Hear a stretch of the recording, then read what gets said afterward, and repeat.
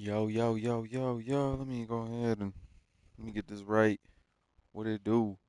What it be? It's your boy, ANT, repping the game gang. You know we don't play none of that. And if you a lame, you can't hang. All all of that. And let's get right into it. Well, actually, y'all seen I drafted this team, and if y'all know me, y'all know I had to make some trades like I normally do. My team was like 75 milli over the budget, and normally I really wouldn't care about that because I'm really more concerned about winning a shit. And in the NHL season that I did not give a fuck about salary cap or none of that. This one I actually was like, let me go ahead and try to be better at staying under the salary cap and building a dynasty or a team, within a construct of making a profit. Because in the end, winning and making a profit is what it's all about. Uh, Oftentimes, you may not be able to do that, but I did it. And I managed to trade away some big contracts. This may not interest y'all, but I made some what would only be regarded as like multiple blockbuster trades. So we'll just go ahead and get down to it. We go ahead and we started out by trading Babe Ruth and John Oviedo from the Rockies for Hank Aaron and Madison Bumgardner, saving a little bit more money. Then we traded Zach Wheeler for Miguel Cabrera and Kenta Maeda, or however you pronounce that. Then we traded Shohei Ohtani and James Paxton for Willie Mays and Phil Niekro. Then we traded Seiya Suzuki, Cody Senga, and John Donaldson for Vladdy Jr. Yes, we are out here making huge trades. Then we uh, traded Nolan Arenado and Anthony Gose for Patrick Wisdom. That's really more to get rid of that $30 million contract because bro was not gonna be starting if we hadn't Miguel Cabrera. Then we traded Anthony Rizzo, Kenta Maeda, and Yu Darvish for Pete Alonso, and that was short-lived because then traded uh we traded a couple guys for, a minor league guy, but he got an A plus on the pot. So then we traded uh Carlos Santana and Pete Alonso for Catfish Hunter. And so yeah, that's where we at with that all that. Big trades. Blockbuster trades. We gonna see if they gonna pan out and lead us to a ship. If not, hey, I gonna have to play another season then. But I believe in this Jackie Robinson day. We got Jackie Robinson. We got Hank Aaron. We got Willie Mays. We got some big hitters on the squad. Wait, Willie Mays playing first baseman. We gonna have Vladdy. And then we gonna have Mays play right field.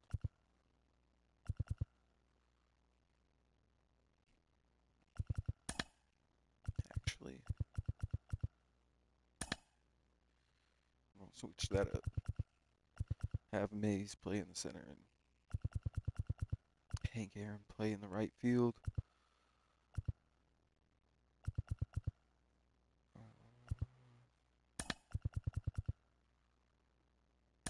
Ricky Henderson gonna be our leadoff guy.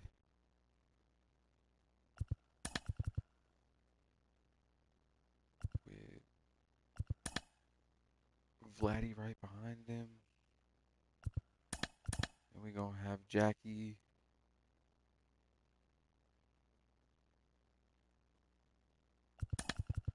fuck it. We gonna put Ricky Henderson in front of Jackie or Hank Aaron and Jackie Robinson.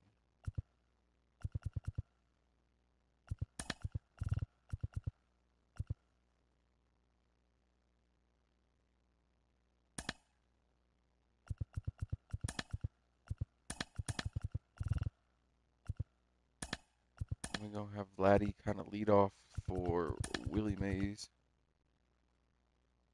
Maybe Miguel after him.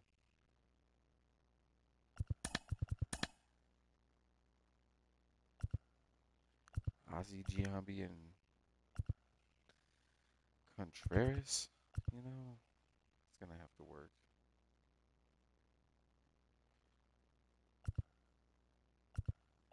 It's gonna have to work. So,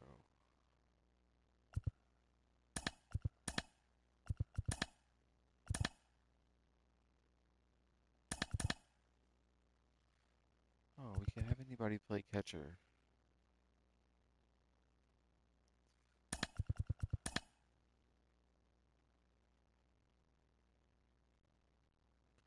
I'm gonna have Charlie Blackman play catcher, cause why not? I know they probably gonna be stealing like a motherfucker.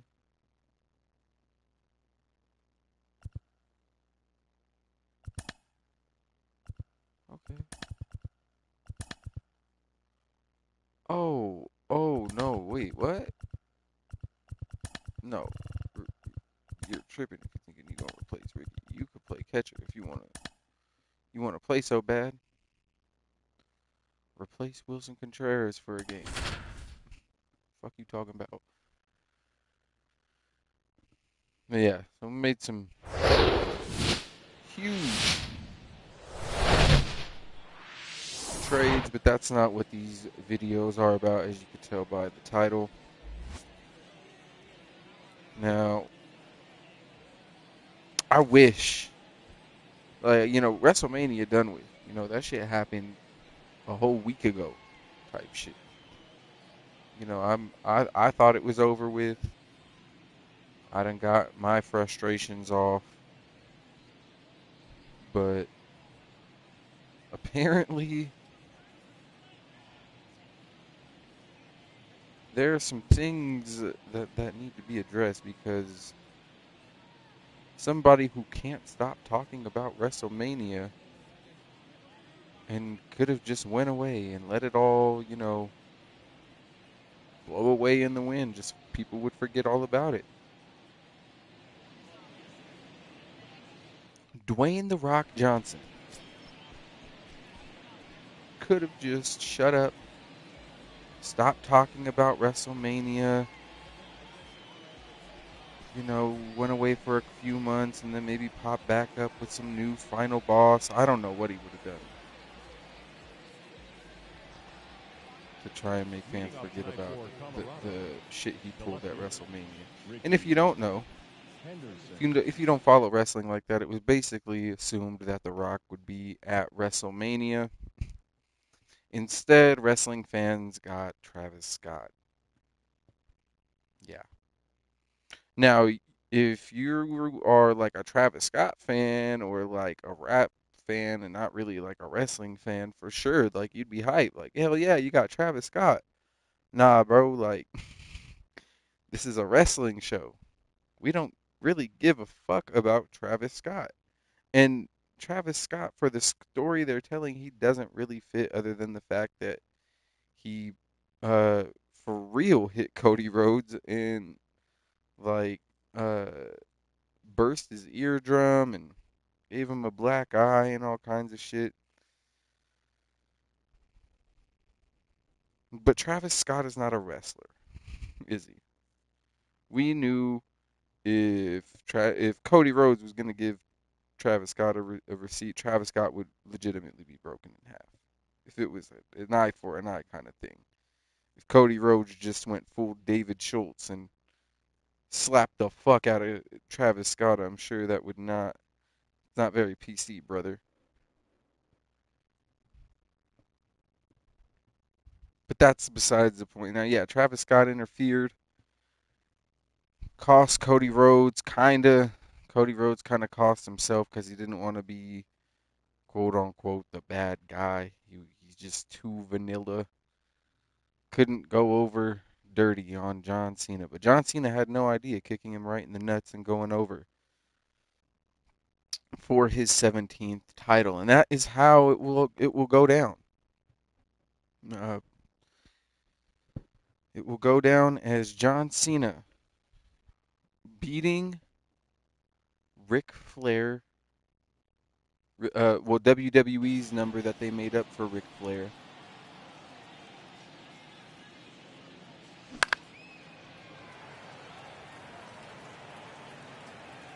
With the help, not from The Rock, not from the final boss, but from the final boss's minion, Travis Scott. And one thing that still confuses me. Yeah, easy. One thing that still confuses me. Go ahead and see it with you.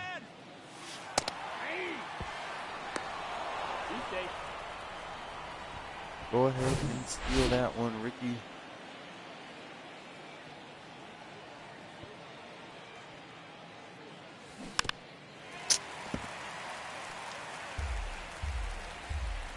Something very early. What the fuck? Thought I was late. I'm not gonna lie to you. Let's go. Hey. Fuck it. Fuck it. Fuck it. Oh, we could have got it. We could have got it.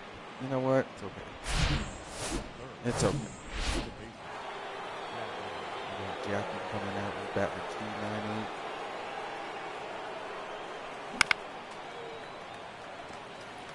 298. And actually, like I've often repeated, Ric Flair is actually like a 22 world champion.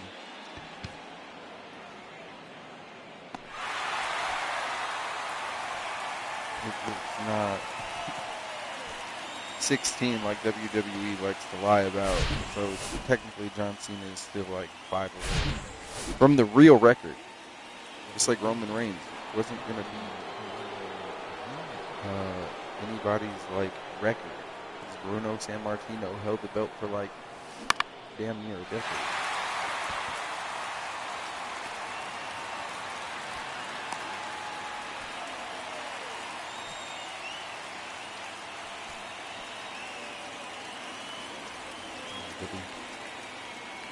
Come on, Willie. That's all, man. 3 outs. Can't even get him. Left 2-man stranded. That's okay. We'll get him. We'll get him next time, kids.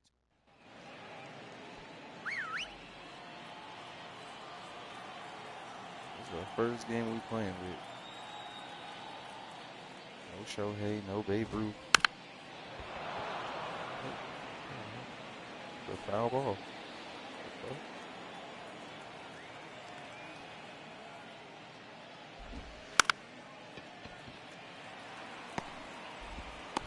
Yes, sir. Get the fuck out of here. Thought you was gonna get on base with that grimy ass bunt.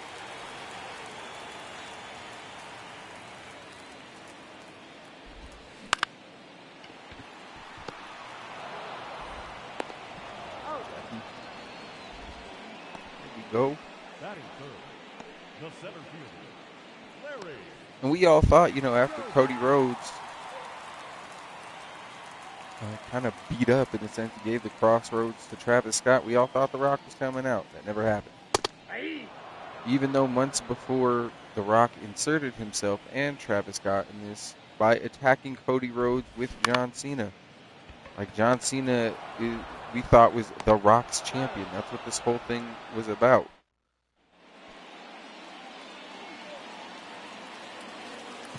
Or so we thought. Until The Rock came out on this, what is it called? The Busted Open podcast. Pause. I know that's slang in wrestling for getting color or drawing blood. It's a joke. Chill out. Oh, shit.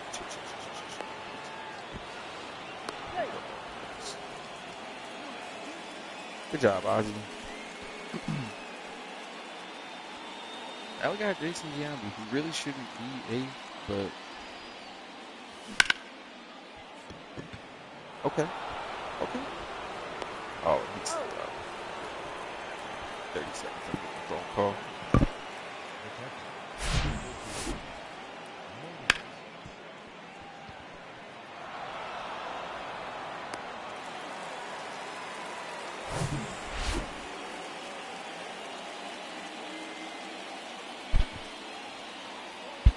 Yeah, John.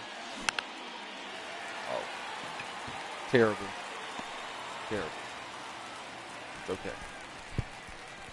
We're already at the turnover, so hopefully we'll get an extra shot at batting. Leading up for the Mariners, the first baseman, Orlando Cepeda.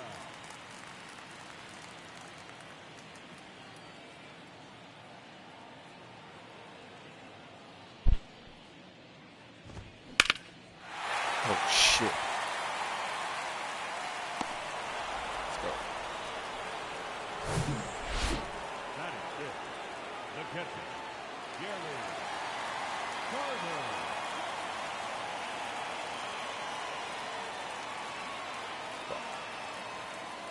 Terribly. That's okay. Right there in the same spot. And we'll hit him with a changeup. Look.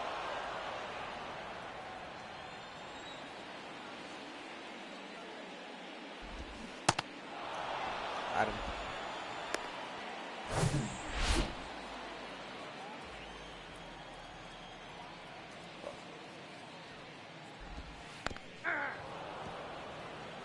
All ones the count.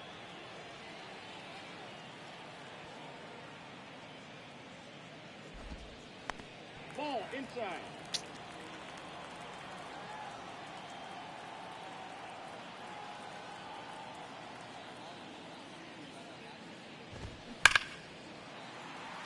Sir. No siree. And you know what? Like I said, I went on here, did a whole rant about it. Got a lot of feelings off my chest regarding how The Rock needed to just step away. Because, you know, he has 1 foot in and 1 foot out. This is not the first time he's done this. Except now there are reports and rumors afoot, and I'd be irresponsible as a wrestling fan not to address them. Because I even said, for the last 2 or even 3 WrestleManias, we've had Stone Cold be there. We've had The Rock be there. We've had Triple H be there. There hasn't been a segment between 3 pillars, you know, besides maybe Undertaker. But those 3 or 4 people are the pillars of the Attitude Era.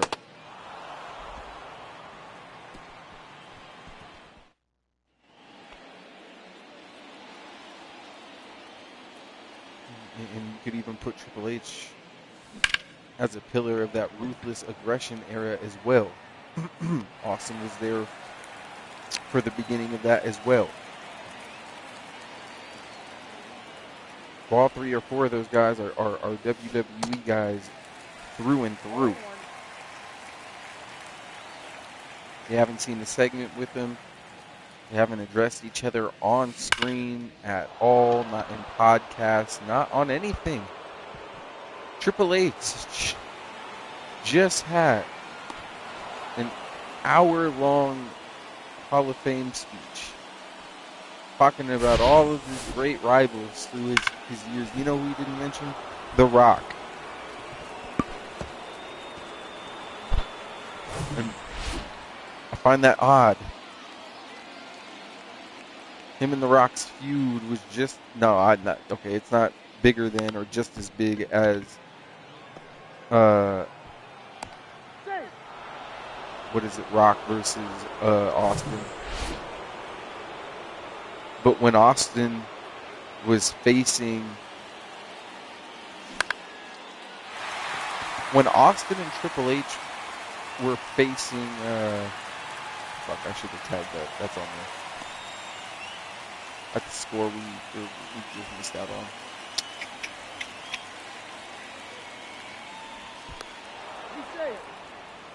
It's 100% on there.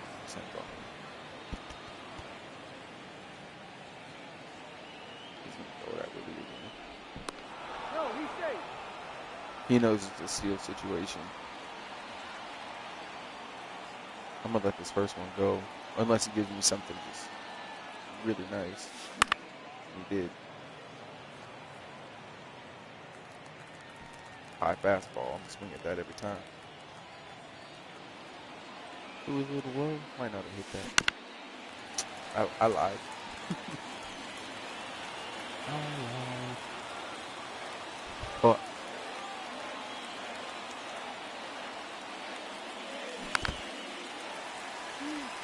you're not striking me out on that low bullshit though.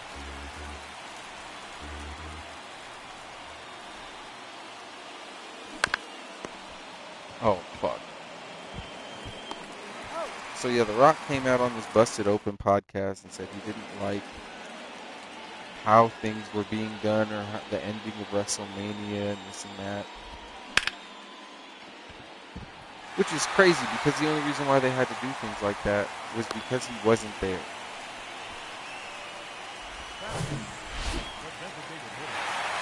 And there are rumors and speculation.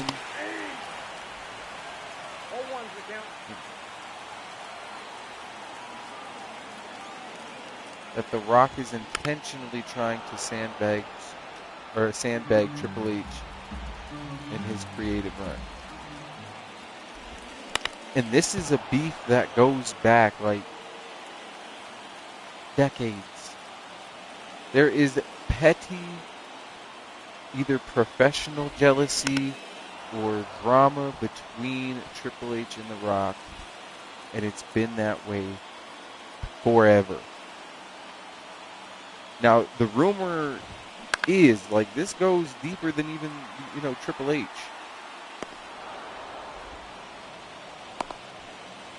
Pause. Because I don't think, I mentioned this before, for how great both of them were, and despite, both of them never crossing paths, we never got a Triple H and Shawn Michaels match.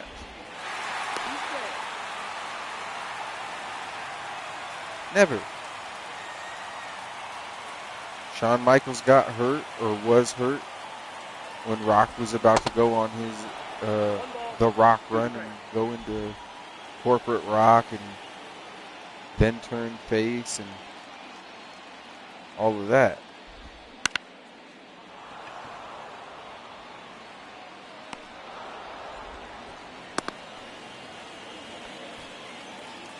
Shawn Michaels was quote-unquote hurt. He was having back issues.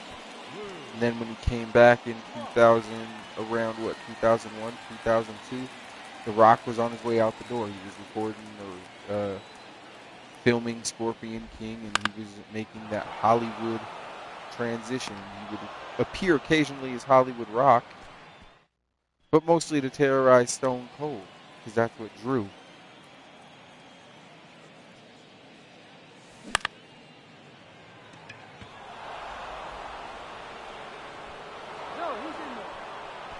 Let's go.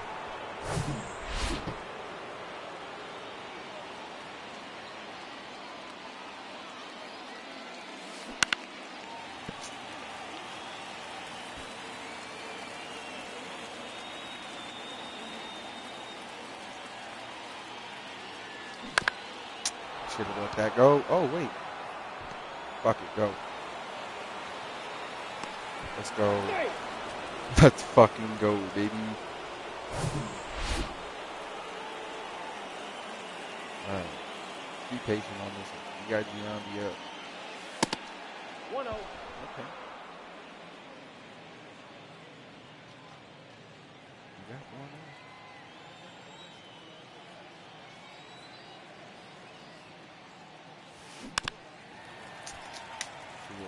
It's okay.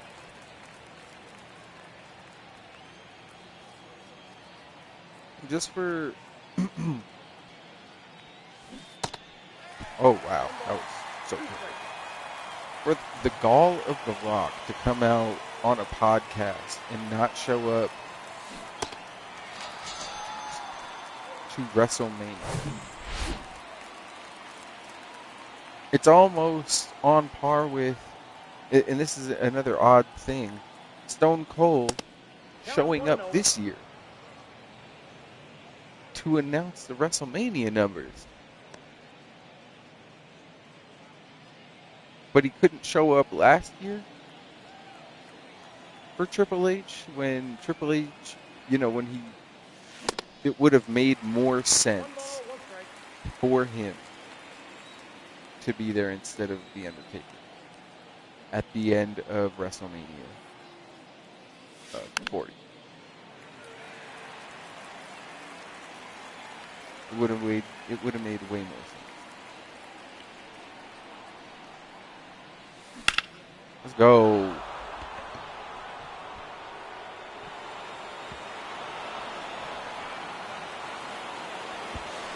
Let's fucking go, baby.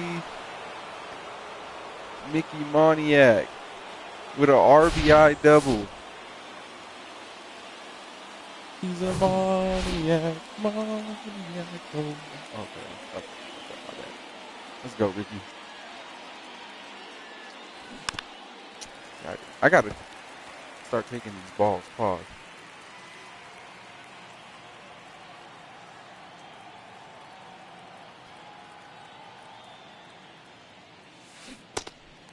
No ball, two strikes. Fuck. Okay. You gotta be telling me.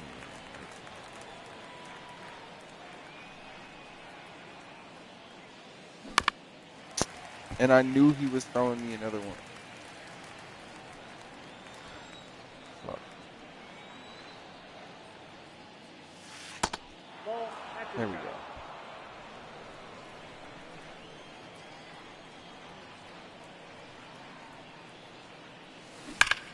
Let's go. Just go. Just go.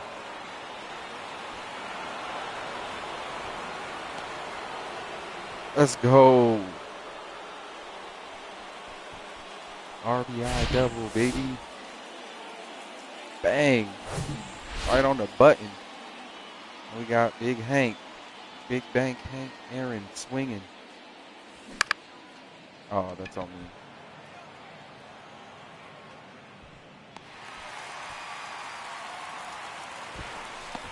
No, Theese. Safe. Oh.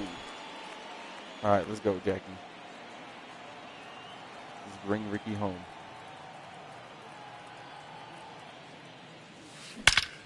Let's fucking go. With a RBI single.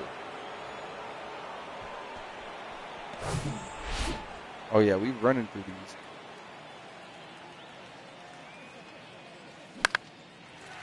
That's on. Poor PCI, and he's gonna be out.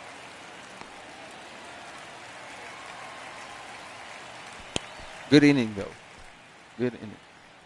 I will take that shit all day.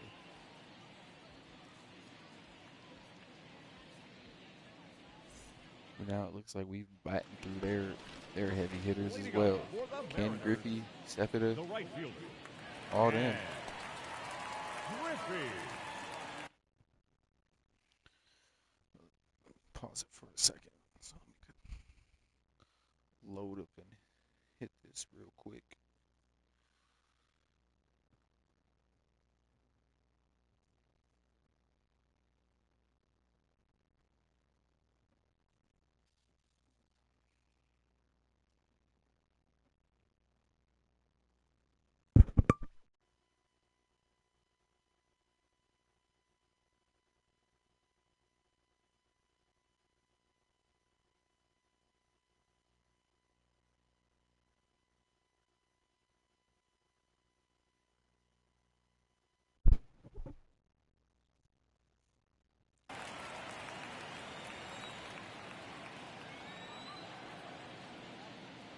And so yeah, the fact that it just doesn't make sense Ball for one. Austin to not show up last year, then show up this year just to read off some numbers, and then he almost killed some old lady.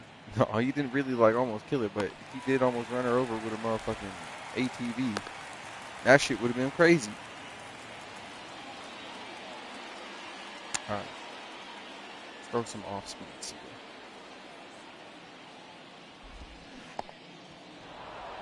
Ball one's the count. He's safe.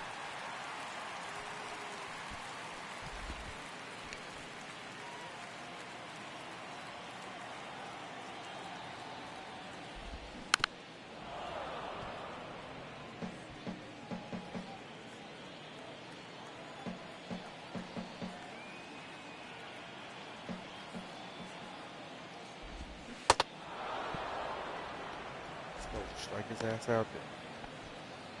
Yeah, throw some off speeds. Yeah.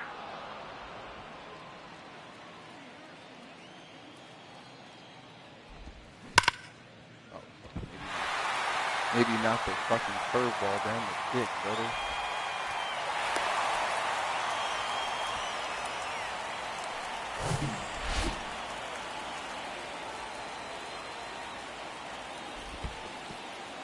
Oh, jeez.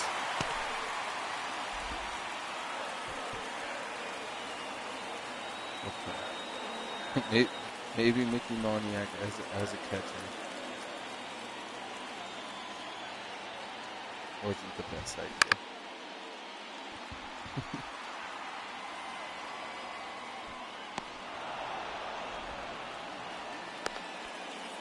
Wasn't the best idea.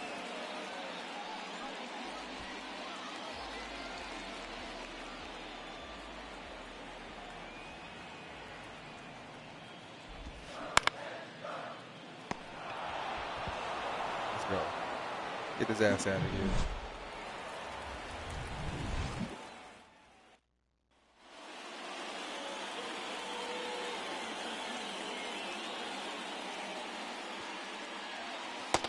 Ball one, no strike. No, I'm not swinging at that bullshit.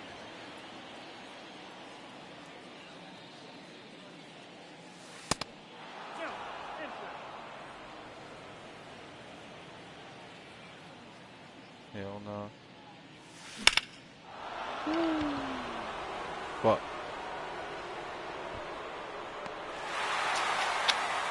God damn it, really.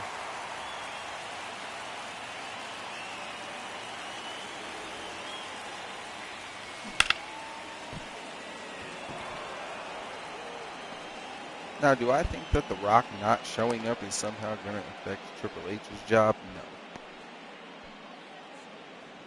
That's.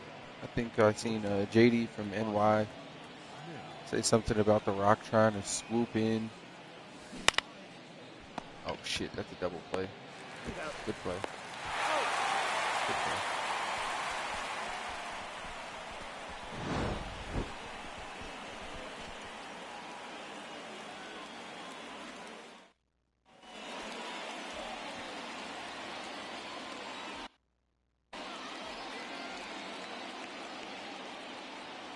I know Bumgartner. Old as fuck. Or actually, no, this is young Bumgartner.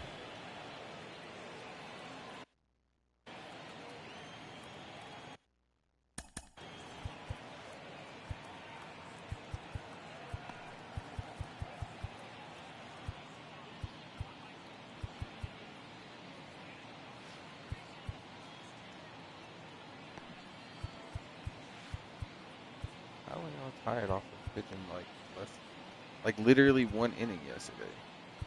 The fuck?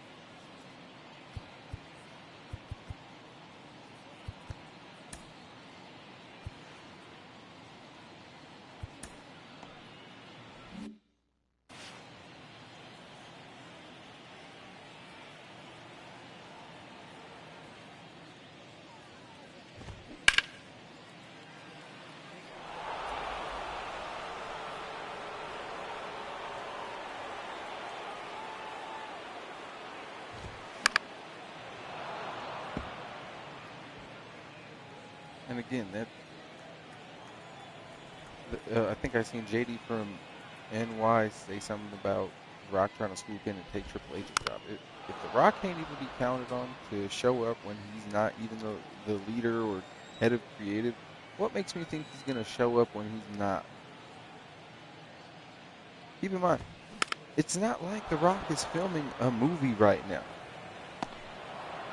He don't have a film to promote.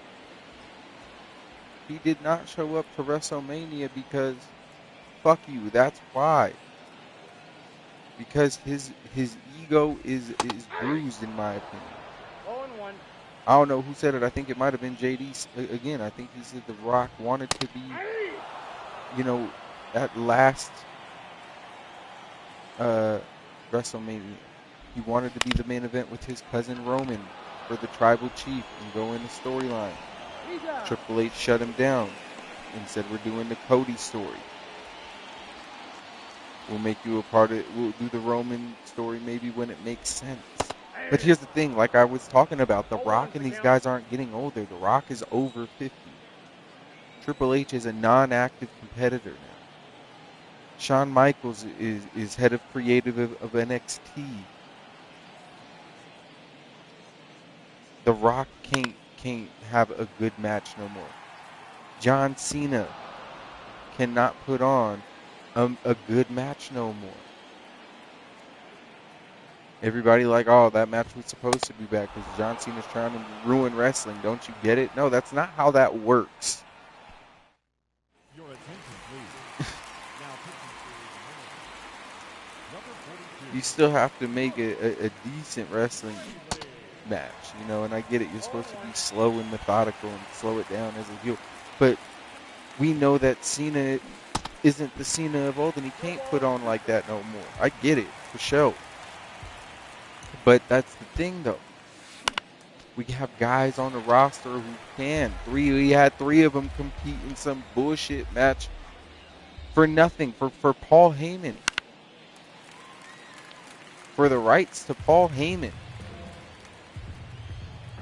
That's what Seth Rollins, CM Punk, and Roman Reigns did. 3 guys that can still go, even though all 3 of them, even Punk, is getting up there in age. Roman is getting up there in age. Seth can still go, but he's still, he's getting up there.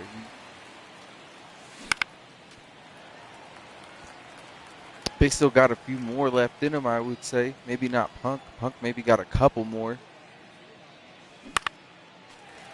Roman already part-time.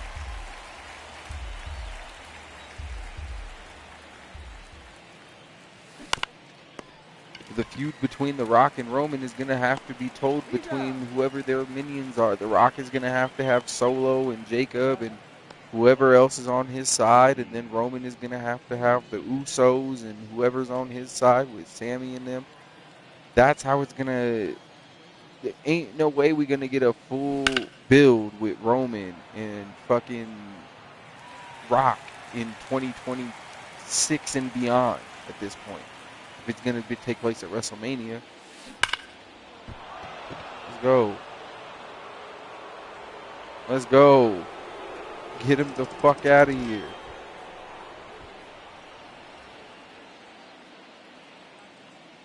$300.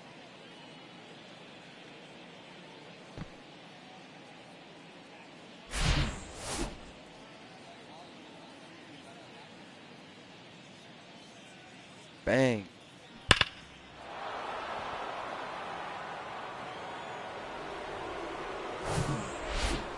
Let's go. Now we got Hank Aaron. God damn it. No fucking way. Let's go. That shit pulled him off the bag.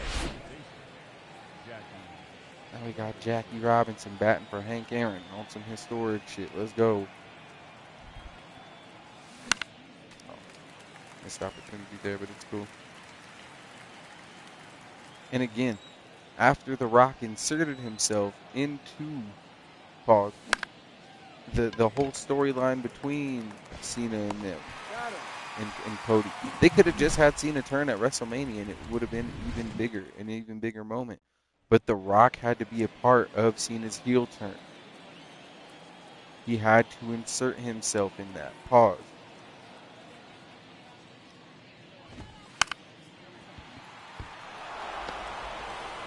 Oh my God, what are y'all doing? Why? What are y'all doing?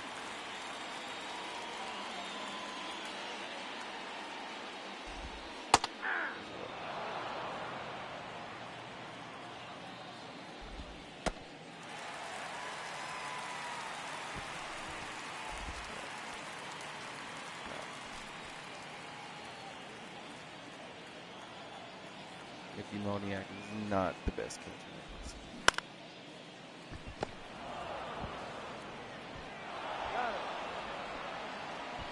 That's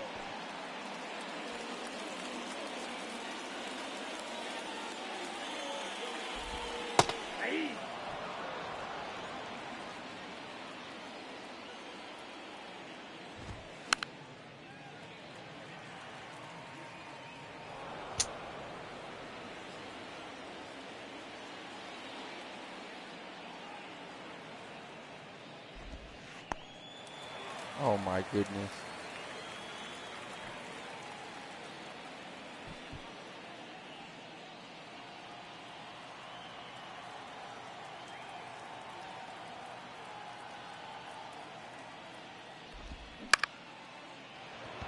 Let's go.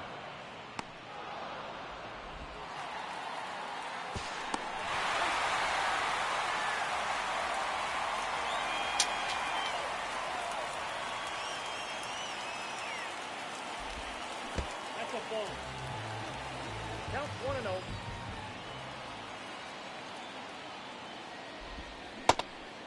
One and one.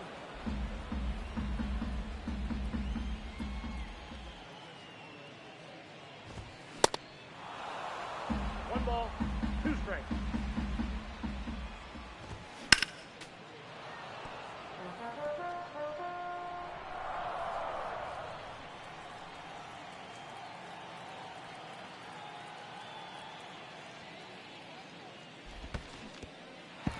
Oh jeez. No, he's in there. God damn it.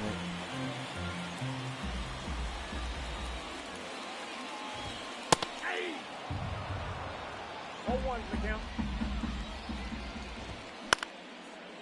It's over. Let's go.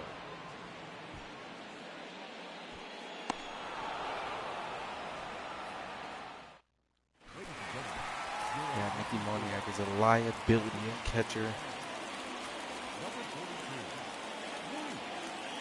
Absolute liability. Come on, Vladdy. Out. That's on me though. Get that sinker. I thought he was going more outside with it, I guess.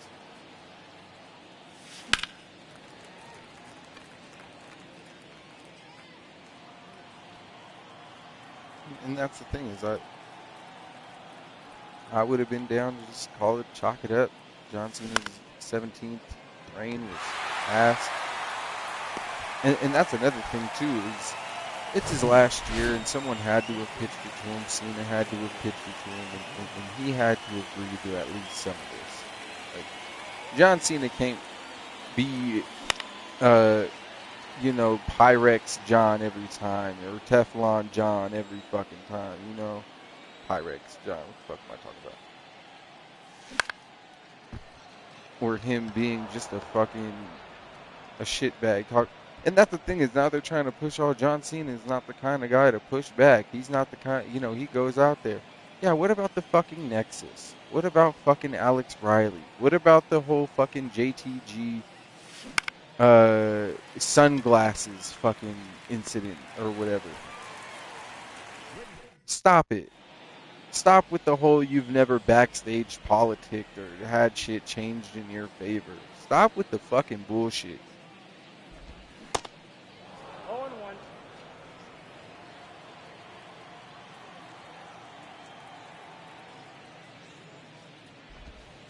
Ball one. We got to stop pretending like John Cena is, he's never done nothing wrong in his career. or like he's just been the guy, he's That's been ball two. a class act, just does whatever, he's told and doesn't, rarely ever pushes back. That's that LeBron bullshit, dog. Ball. Down.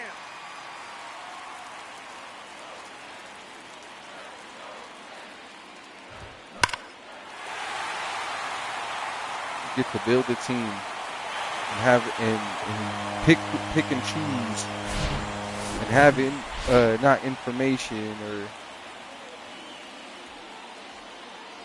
have input on who's on your team and who's on your roster, but never get none of the blame.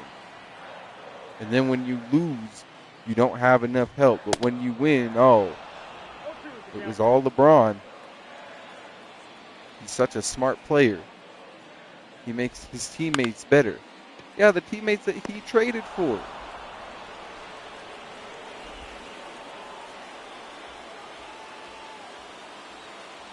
Remember when everybody thought that the Lakers were going to get Buddy Hield and that they should go out and get Buddy Hield because he suited LeBron's play style? And LeBron was like, nah, I think I know better. I think me and Russell Westbrook would be a better fit. Y'all remember that, right? The Lakers wanted Buddy Hield. LeBron wanted Russ. They said, okay, Bron, we'll go get you Russ. And look how that turned out.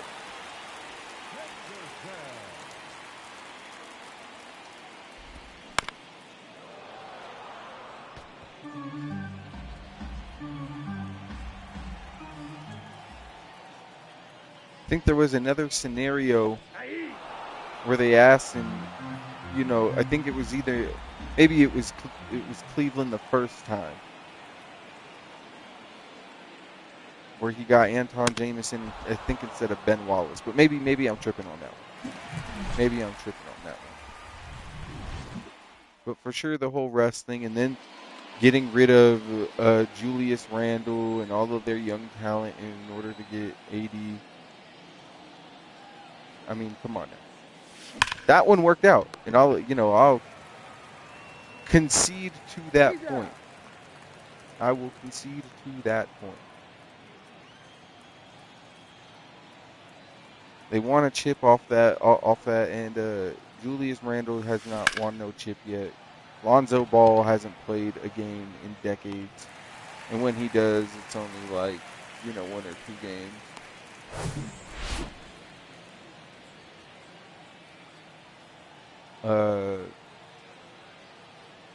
Brandon Ingram, oh my goodness. I wanted to call him KD Light at a certain point. I thought, Brandon Ingram was going to be the next one, the scoring machine.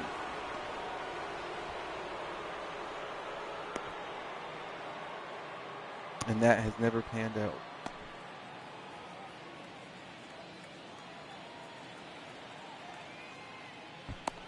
But yeah, we can't sit there and say, "Oh, John wasn't involved in any of these.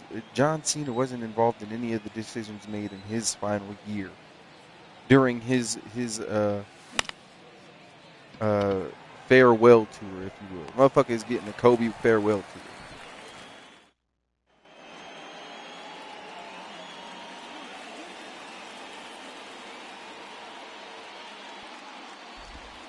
Does that sound like a guy who, Ball one, no strike. I just do what management tells me? No. Oh.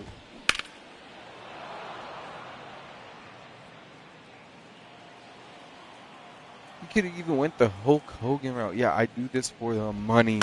The money, brother. That's why you guys buy all my merch still.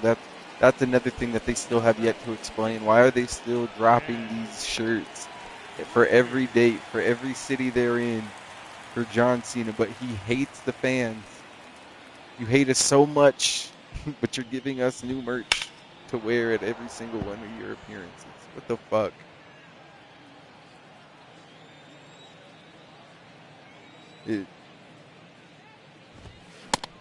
We'll see. We'll see where everything goes from here. But this whole John Cena and thing with The Rock, And then The Rock going on the podcast and saying, well, I never wanted to be a part of anything. I wanted to step away from the spotlight, give John Cena his moment. Bullshit. Bullshit.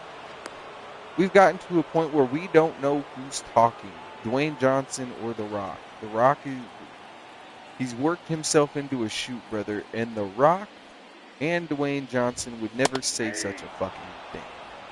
I just wanted to step aside and give him the spotlight. Stop it. This is the same guy that worked himself into a fucking a spin-off of a movie franchise that he wasn't even originally a part of. He wanted to make Black Adam almost like a central figure or the son of the multiverse, the DC multiverse, the cinematic universe or whatever. Your attention, please. Now, This man's ego doesn't know how to let somebody else try and have the spotlight. No. The Rock went out there, ad-libbed some shit off of fucking 7 shots of Terramana and 2 lines of fucking protein, and that was out of here. And that was it. And then he went out there and told Cody Rhodes that he wanted to be his champion. He wanted his soul. He needed a friend. He needed a brother. Okay,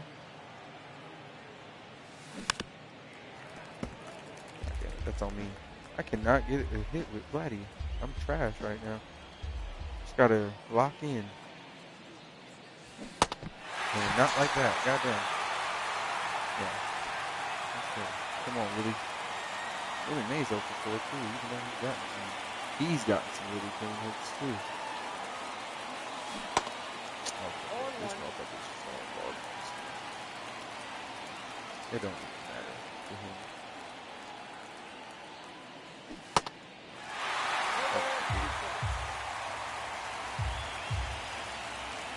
I look back that ball.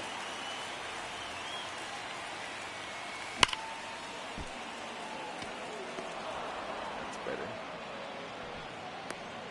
I don't think it really matters at this point though unless we got well, 3 for 4, that's not actually bad.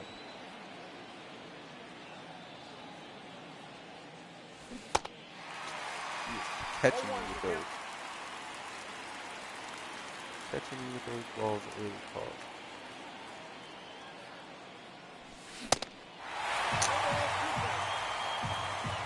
Inside center. Fuck. Come on, maybe.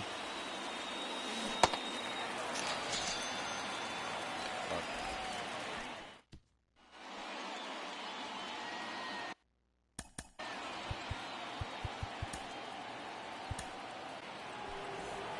your attention, please.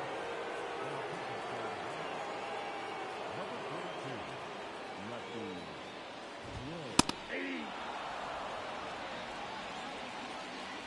Feed him 2 fastballs and then. Oh shit.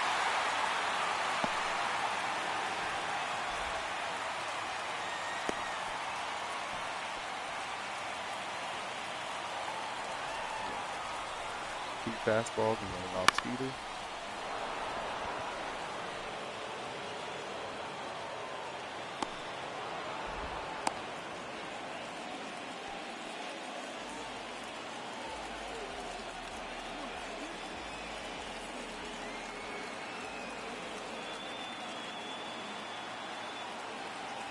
Motto, aim work.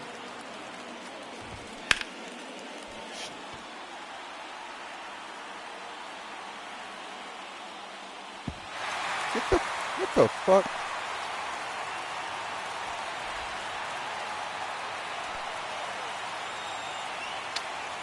Bro. Okay. Good attention, please. Now running on second base. Number 42. Gyro. Bronco.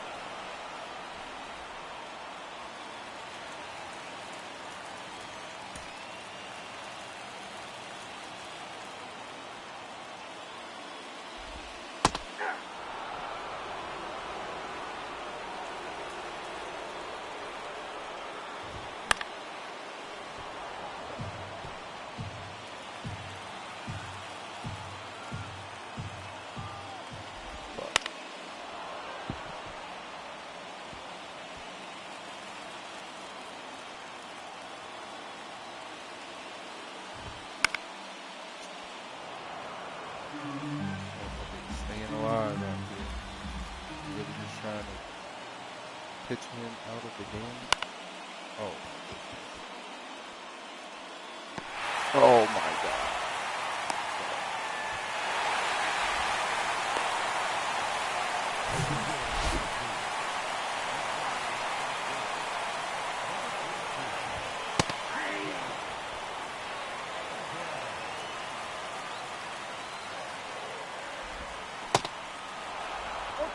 Nice. I do not know how he called that, but I'll take it.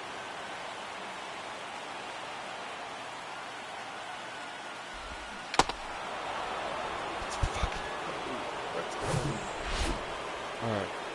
Just feed him 2 fastballs and then try and get out of here. Turn off speeder.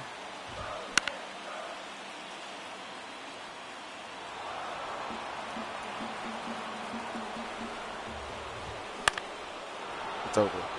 It's over. We won. We won. Let's go. We won. Yeah, we're definitely never going to use Bro as a fucking catcher ever again. Jesus Christ. That was terrible.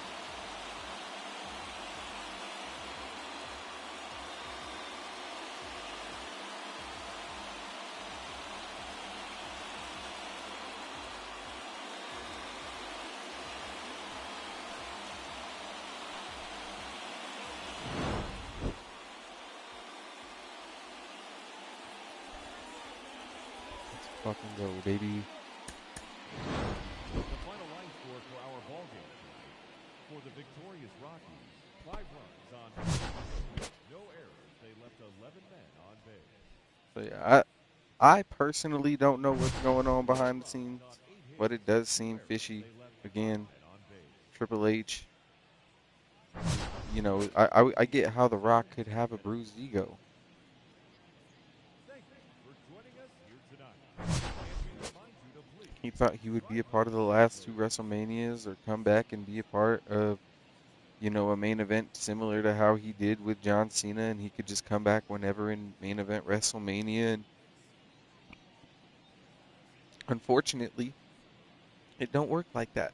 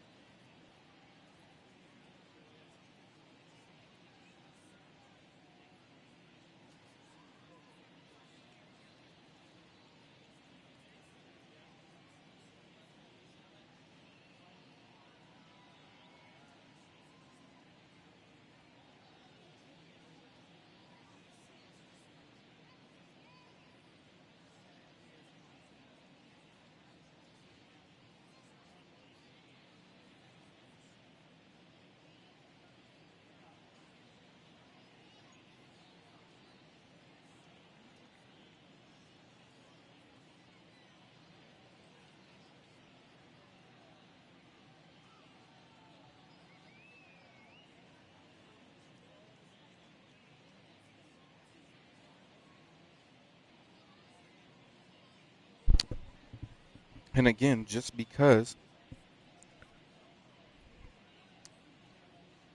this is seen as last year or whatever, he does not get a pass for this lazy writing, this lazy booking that he's been a part of for his last year, or at least in the beginning of this heel turn, because at least now they've kind of or kind of fixed it with backlashes in St. Louis. Randy Orton is the face, John Cena is a heel. It's an interesting story, and really they could have went either way. They could have had Randy turn into '07 Randy and attack some face at WrestleMania, and then have him be heel against Cody. But how they told this story and how they're gonna do it. Some people are saying that John Cena is gonna pull a Randy Orton and just get disqualified,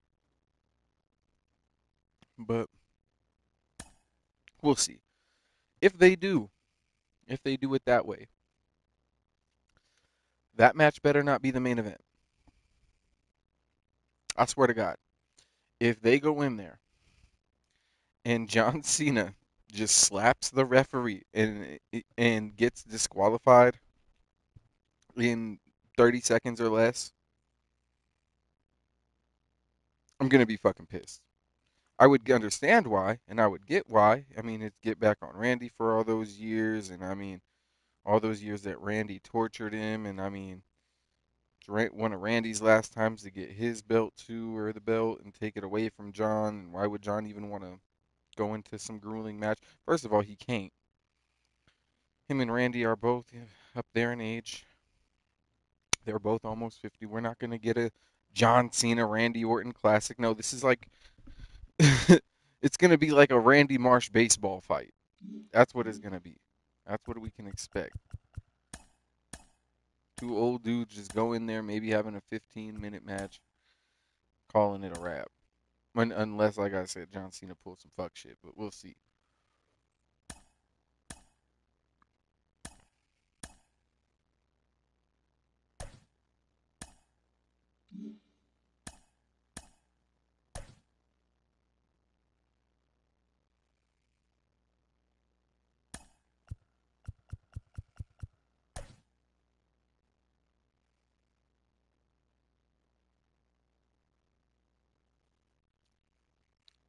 Okay.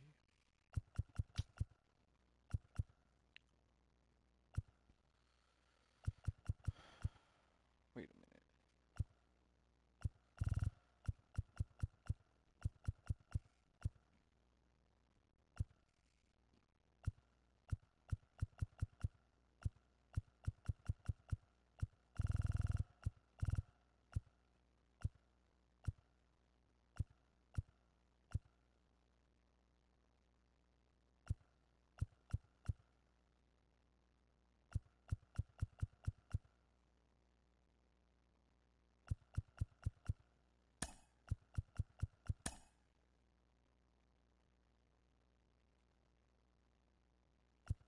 Oh, there we go. Yeah.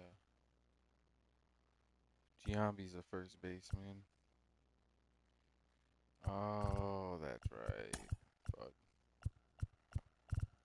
Vladdy is the odd man. Actually, no, he's not. Boom. DH. Vladimir Guerrero. Let's go.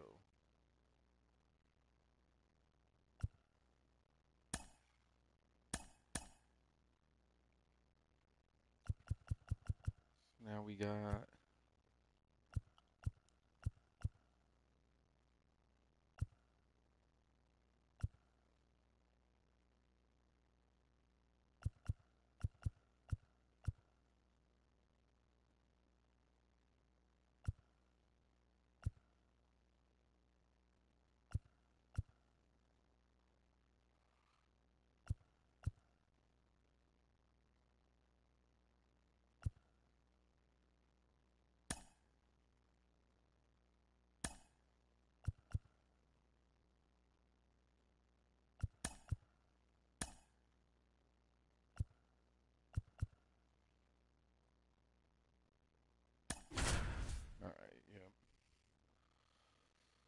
Let's get it.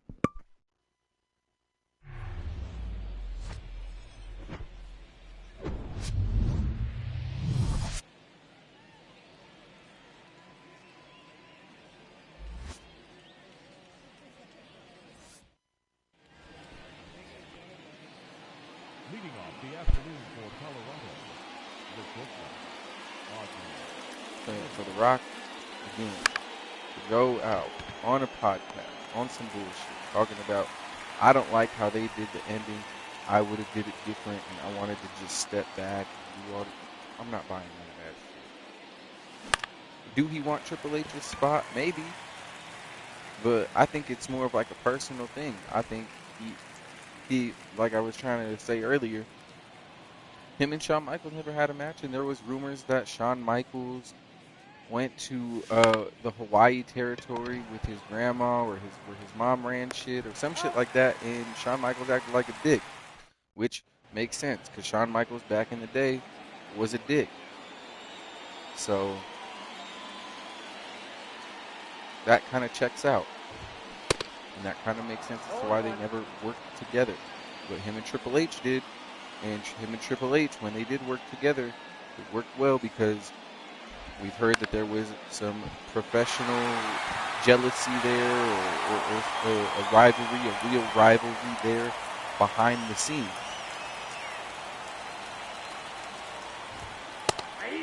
Whether that's true or not, who knows? If you go back, they don't have all the Raws back online yet, or they don't have that library available. But when they do, go back and look at those SmackDowns. Go look back and look at those old like Raws. 99 probably to like 01 is like when Austin had his neck issues flaring up.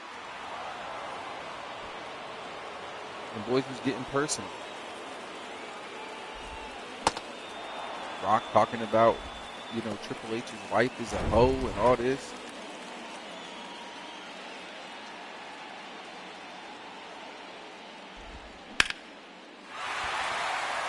Rock,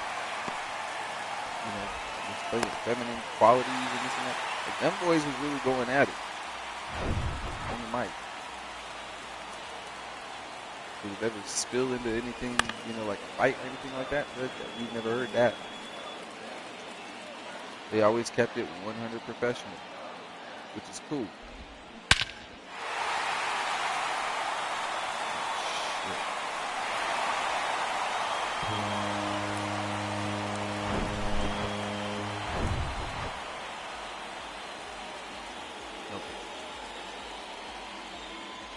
Just calm it down a little bit. Speed.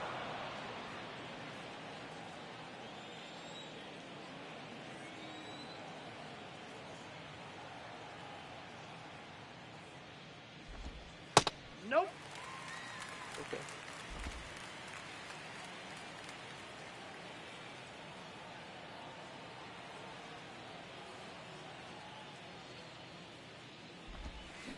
That's ball two. That's okay.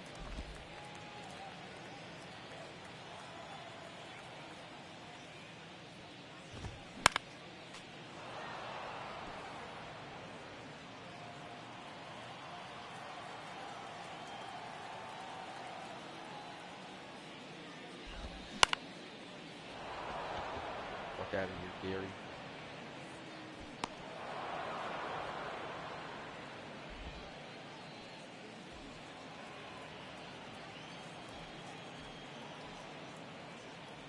That off speed.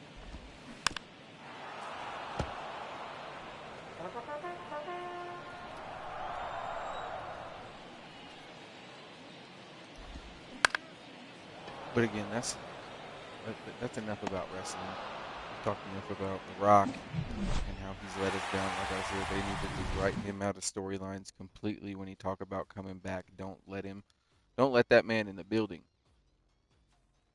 Don't let that man on via satellite. Don't let that man on WWE programming. Unless it's to maybe promote Terramana. He should not be a part of no further storylines if that's what he wants. If that's what he said he wanted, cool. Make him stand on that shit. I'm fucking sick of He's him up. hijacking WrestleMania season. That is fifth. The left fielder, number 24, Ricky Sick of that shit. Henderson. But in brighter news, the Nuggets and the Avalanche tie their series up after going down 2-1 in their respective series.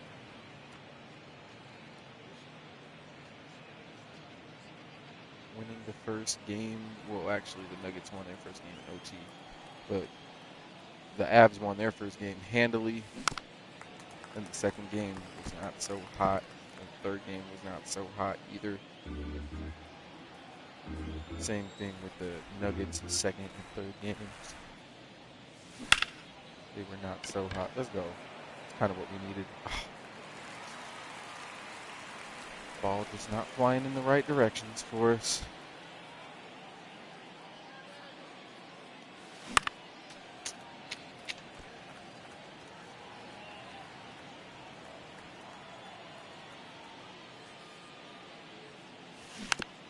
Both of them. Nope. Foul ball. Get back on track, and that's good to see. Of course, me, I'm from Colorado. What do you got? Hope to see all Colorado teams in the finals and/or Stanley Cup this year, but we, gotta work for it. It's not gonna be a walk in the park. Never is. It never is for us Denver teams, just like now. To get the Rockies to be relevant, I gotta draft and trade Hall of Fame level players. Hey. Hey!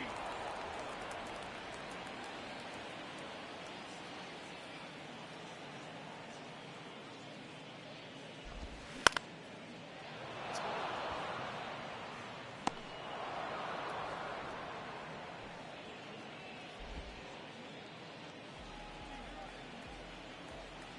the curve and then the slider.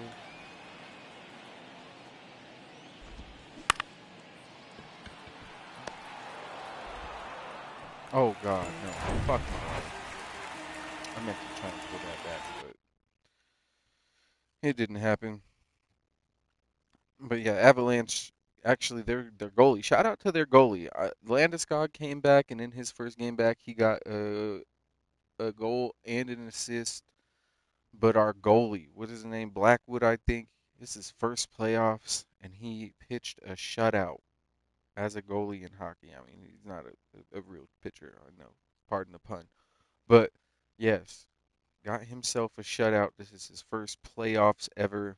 Shout out to Blackwood. I don't know his first name. I don't be knowing half of these players' names. I'm not gonna lie to y'all.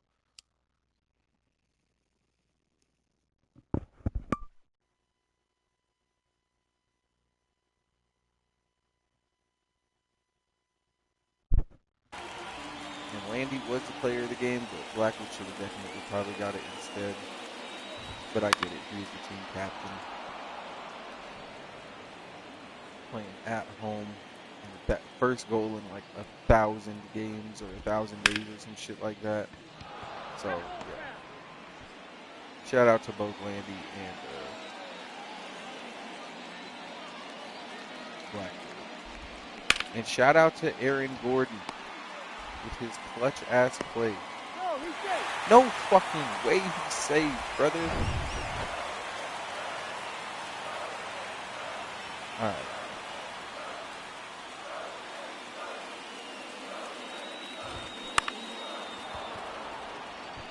Get him out of here, brother.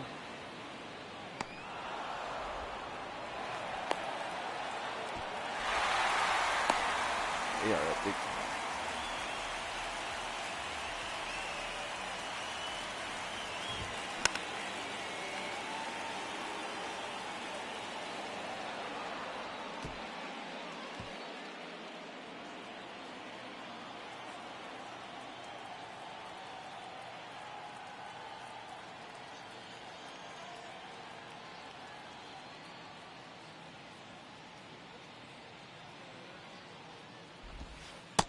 Ball, that's off the plate.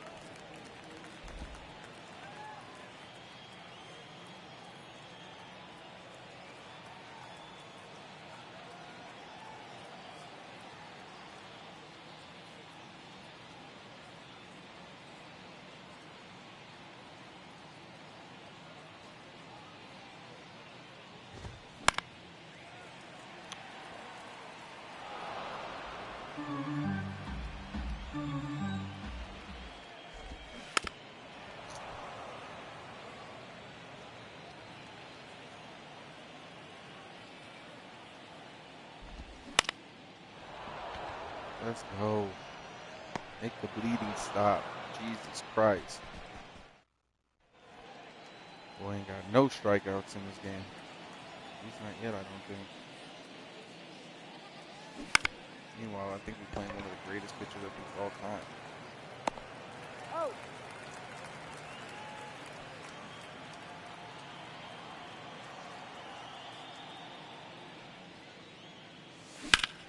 Let's go. Let's go. Couldn't get it.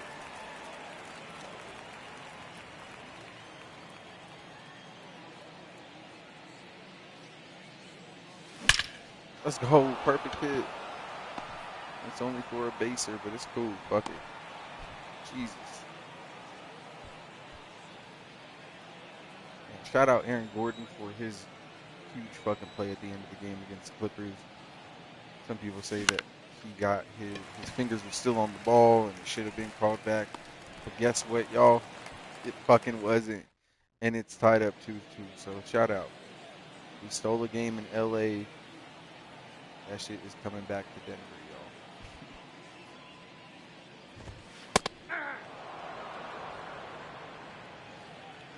We need to close that shit out. Oh, shut. Ball one. Huh?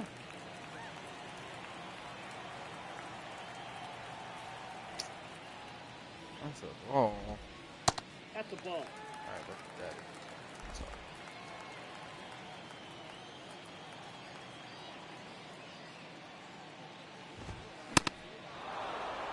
2-2 to count.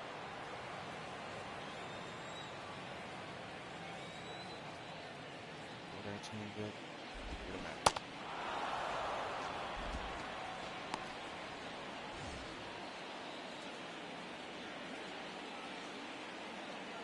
That fastball changeup combo should be golden.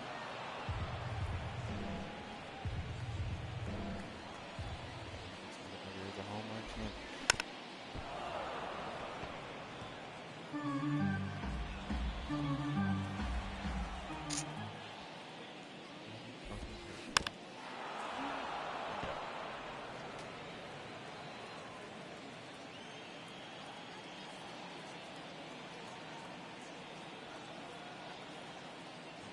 Working all my people. Fuck it. Let's go. Curveball is looking nice. Ball! That pitch is out. Was a slider, but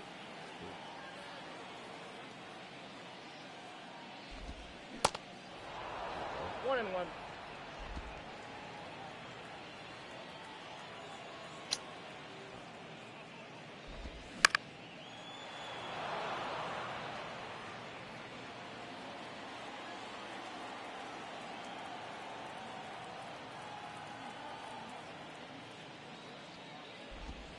That's a ball.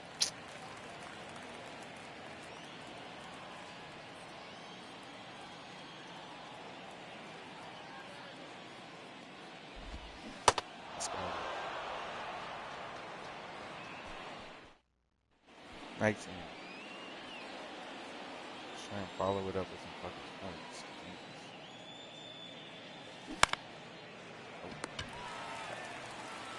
Fuck. It's on me, baby. Keep throwing them right down the pipe, too. Let's fucking go. Don't you ever disrespect Hank Aaron like that. fuck?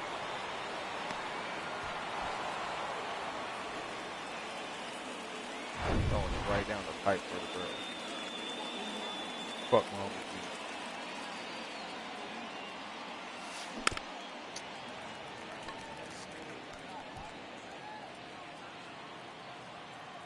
And then surprisingly, the Celtics dropped a game to Orlando of all teams. Like, and not only did they drop the game, but Orlando held them to under 100 points. Like, we talking about one of the best teams of all time assembled. Like, you could argue one of the greatest starting five. What do you got? Like, I would say their starting five with Drew Holiday, Jason Tatum, Jaylen Brown. Got it. Nice. And Kristaps could probably rival that KD Warriors squad. Maybe that's just me, though. Maybe I'm just a newer fan. Or maybe they haven't won enough. But body for body, like, they putting up a fight. All ones the count.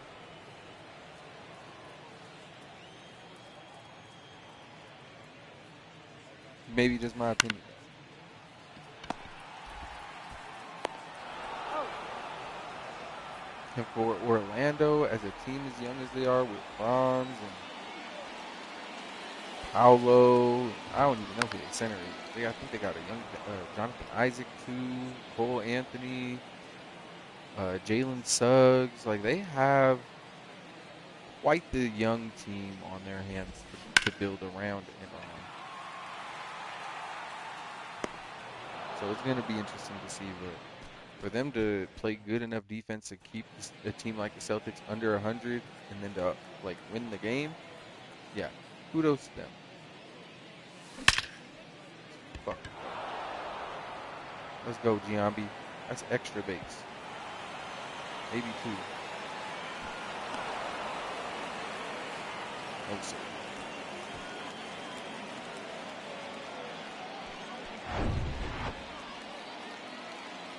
All right.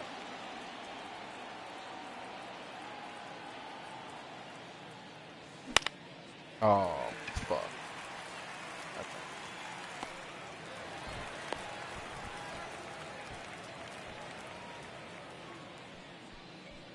So the Celtics will probably still gentlemen sweep them, though. Just putting that out there. And then OKC finally sweeps Memphis. They get them out of here. The Memphis Grizzlies, they got some soul searching to do after that one, y'all. They definitely got some soul searching to do. got him. God damn. John Moran, Jaren Jackson, Desmond Bain, that's their big three. They got their ass beat. They got their asses cooked. No cap. Just like me right now. Down 4-0. Oh, that's low.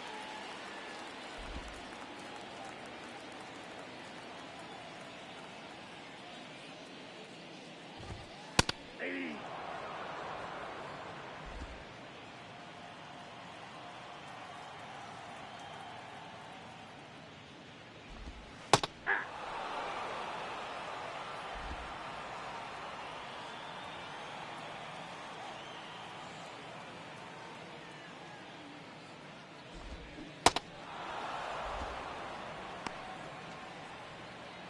And they got Golden State.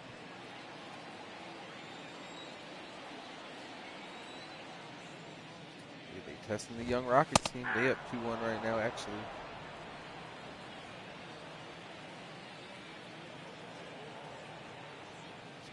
Speaking of Golden State, with Jimmy Butler and Steph Curry and their new big three with Draymond and that young man Brandon Podjemski or whatever, however you say his name, B-Pod. Bro's cold. Bro's for show special.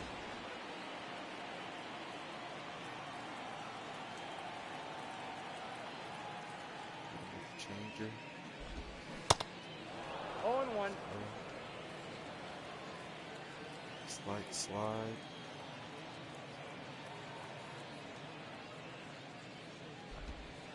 That's a ball.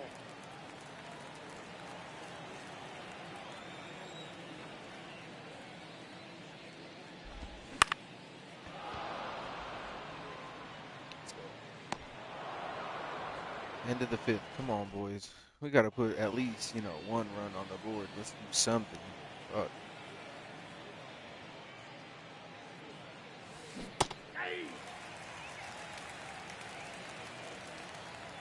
Not swinging. Curve.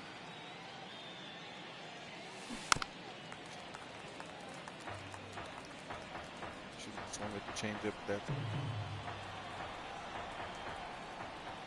Yeah, Golden State. And that's the thing. I feel like even like now, right now,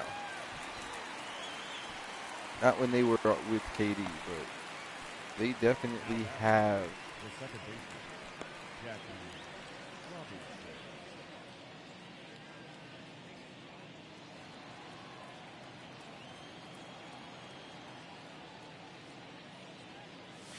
Yeah.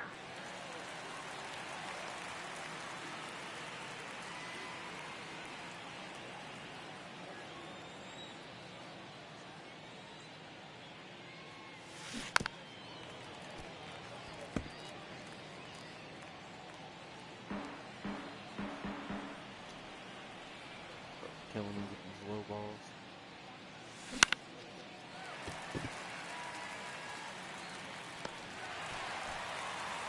Just killing me right now.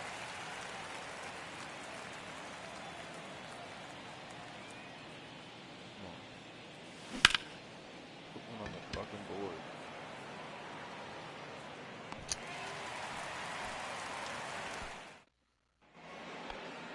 Tragedy. Tragedy.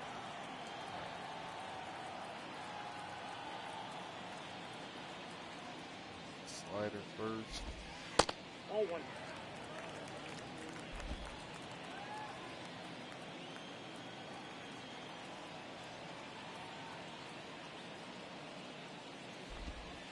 Nope.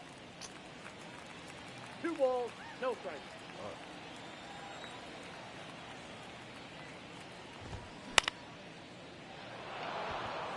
Go.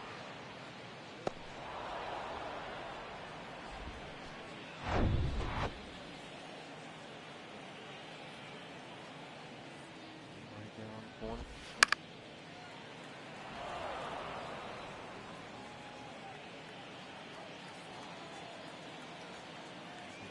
Nasty little changeup. Ball. I got a ball, 1 strike.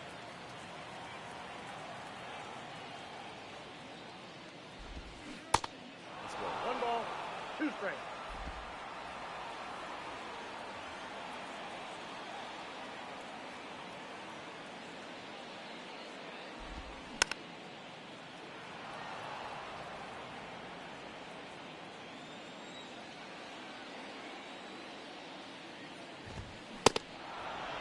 Get the fuck out of here. Let's go.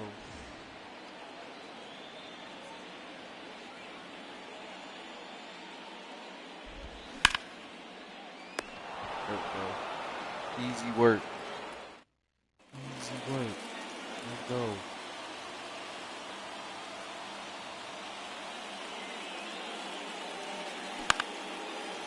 Fuck. Killing me. Just swinging at everything, really. That's what's killing me. In the 7th inning in a row, hit 35 pitches. That is absolutely incredible.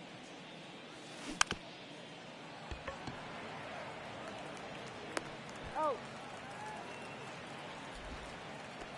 The first baseman, number 25, Jason Giambi.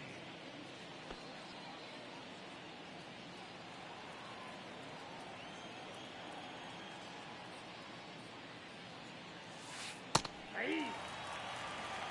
0-1's the count.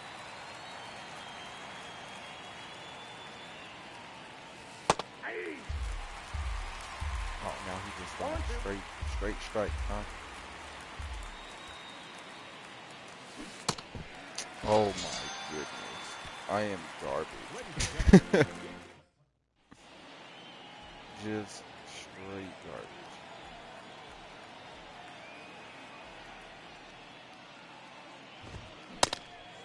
0-1.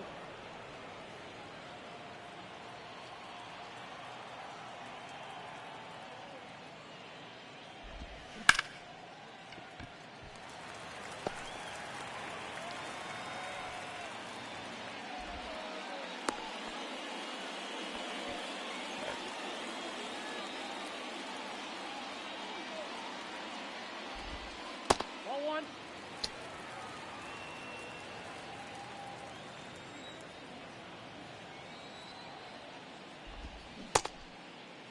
Did he go? Strike.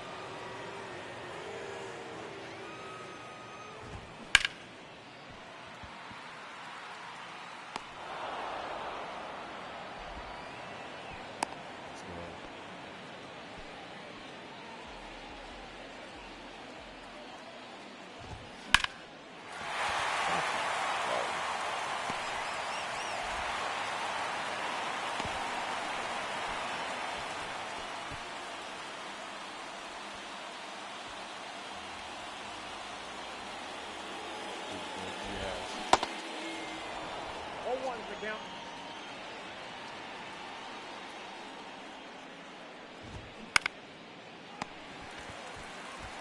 He's out. No fucking way.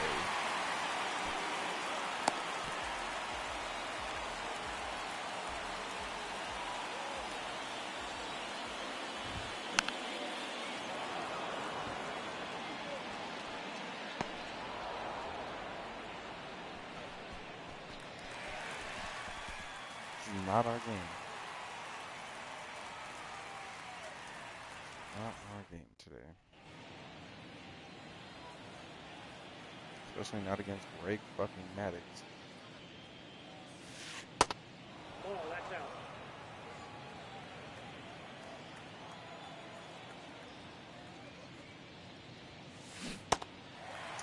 One ball, one strike.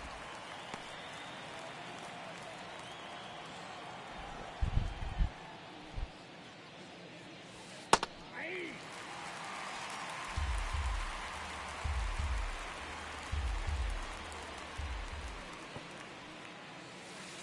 That's ball two. Thank God. Thank God they called that a ball.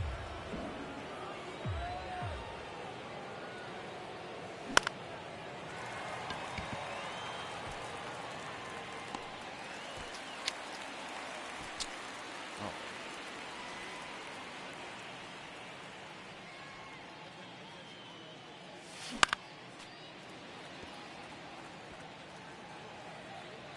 trash.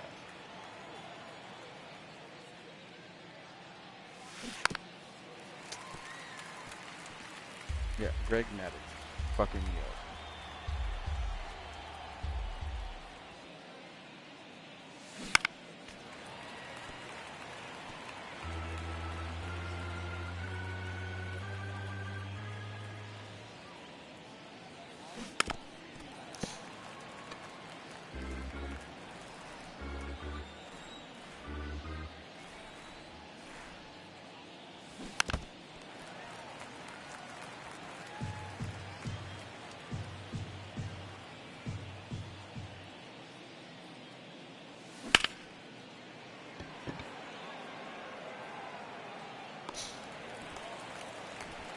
Fuck it.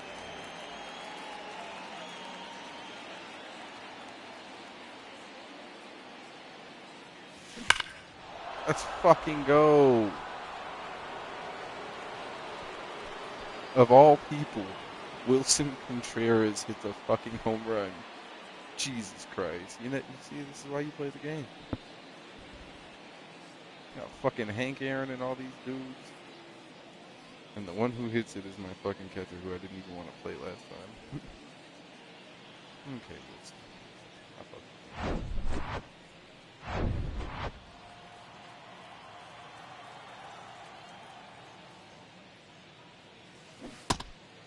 Oh and 1. this dude Greg is smoking my shit though.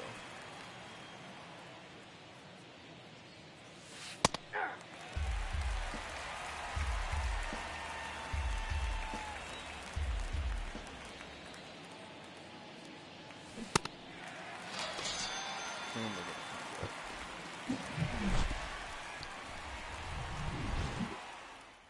Nice.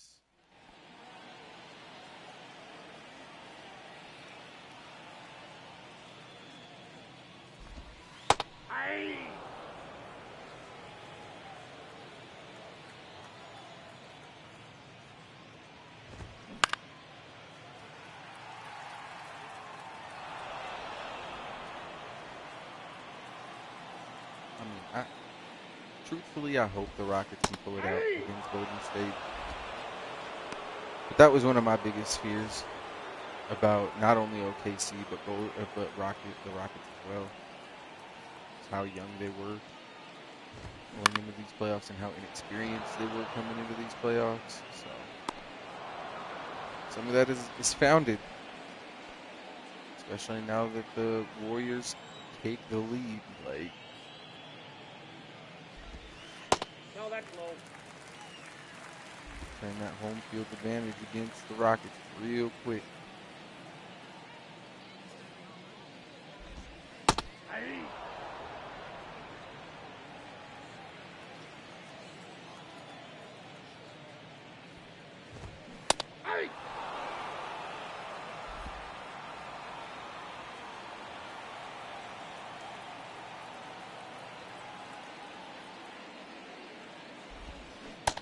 Let's fucking go.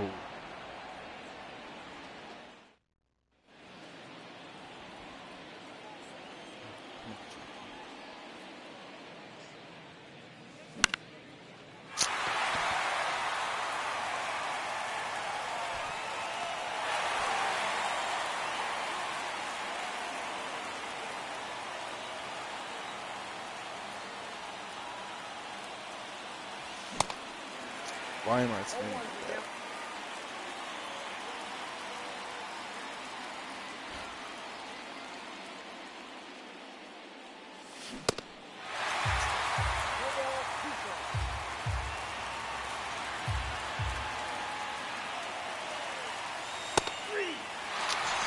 And of course, the one time I don't. 5 strikeouts for the. They're about to win the game.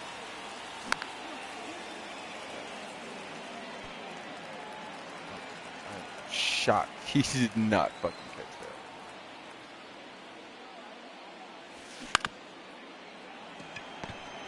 Greg Maddox fucking made this.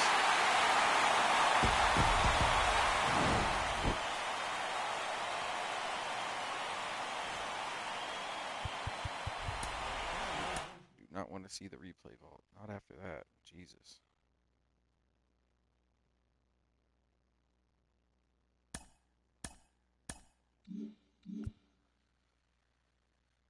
But we ended up winning that series, so that's cool with me.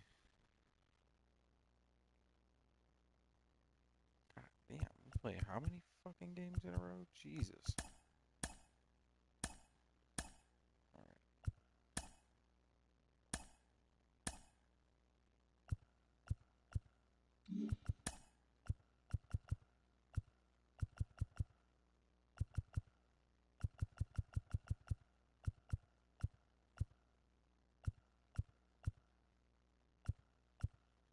No, those are hard. What?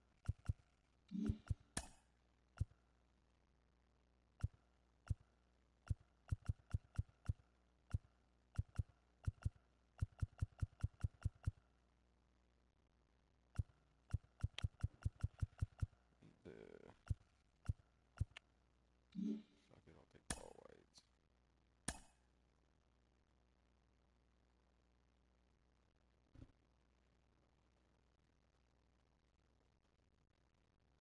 Well, at least we're at home for this little fucking stretch. Jesus.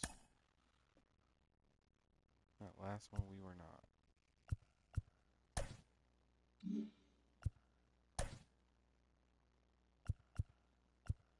Fuck it. We'll start out with Adam Wainwright.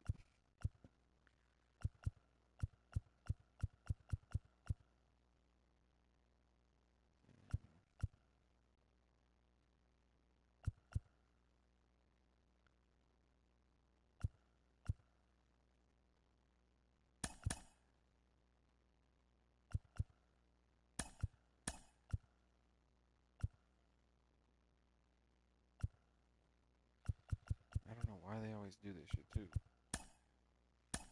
Why the fuck is Willie Mays the designated hitter?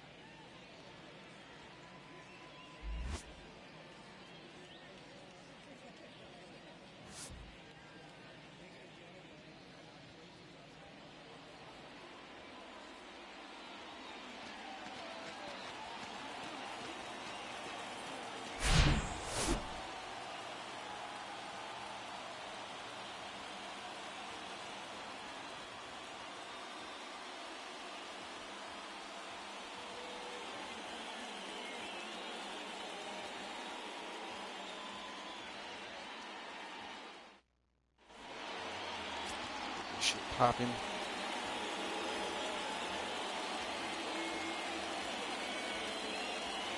While we got Young King getting tested, we got the Knicks is getting tested by the Pistons.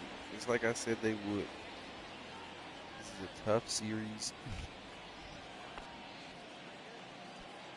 Tough defensively. I mean, Pistons are giving everything the Knicks that they can handle pretty much. Stolen the game.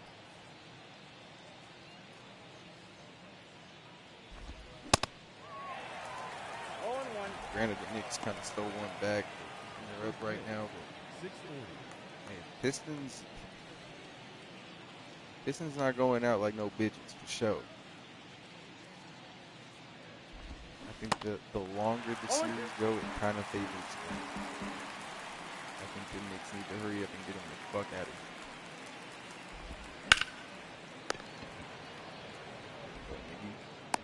here. He's out. And we have the Lakers versus the Wolves, and look, everybody criticizing the Lakers right now because they lost, but like Luka, like genuinely, it looked like he had the flu. It looked like he was not himself. It looked like he was sick. He'd been playing sick apparently or some shit, but he looked terrible. No ball, 2 strikes. Which is cool. Like not everybody has a good flu game. Like you are sick. Your body is literally fighting sickness. For everybody to think that having the flu gives you some kind of basketball superpowers, bro. This is like, not everybody Michael Jordan, brother. That might have not even been a flu. That might have been a hangover.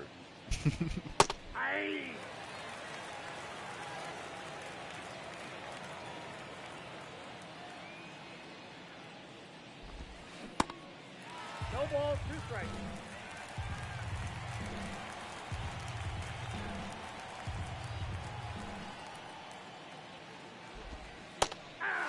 Adam Wainwright, okay. Go crazy then, sir.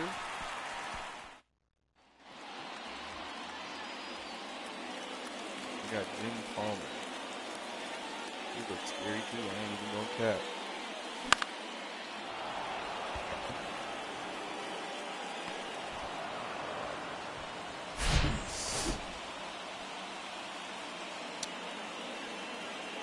Very nice, very nice.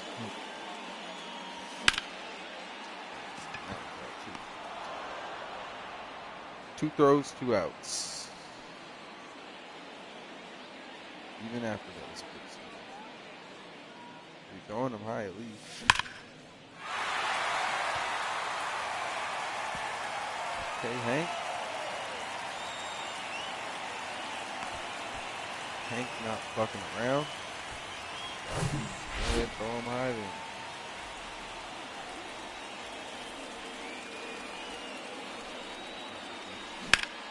Come on, Ricky. Let's go. With the RBI. Off bat. Let's get it. Alright. He's gonna throw it out. If not, I'm gonna have to steal it. Fuck it. Cause fuck it. Keep going.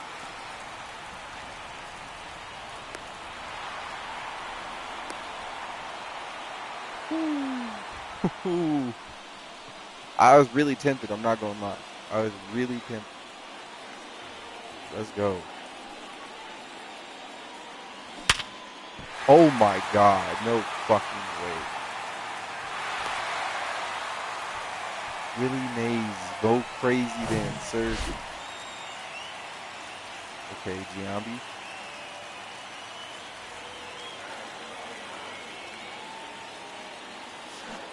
Okay. 0-1. He kind of tested us. I ain't never seen him hit that 12-6. 1-1. 1-1. Gotta clean that up there, guy.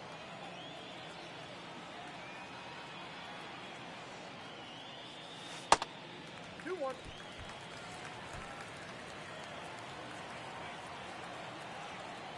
Clean that shit up. Ooh. Fuck. He put the pepper on that one. Go crazy then. Fuck.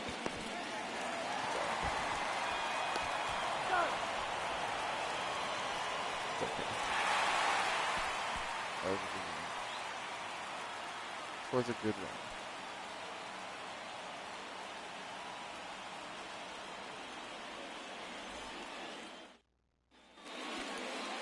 Nice little way to open up the game. The set is here. Top of the second. Davis. And with the high cutter. 0-1's the count. There we go.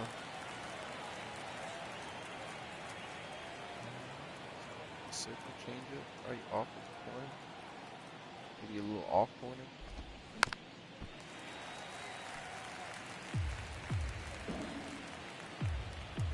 That pepper is top right.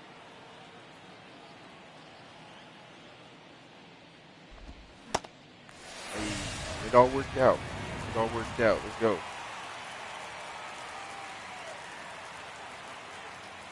But yeah, the Wolves take a 2-1 series lead, and I've been said this team of the Wolves is kind of built to beat the Lakers. They have depth where the Lakers don't even have players. Like, they have a great center.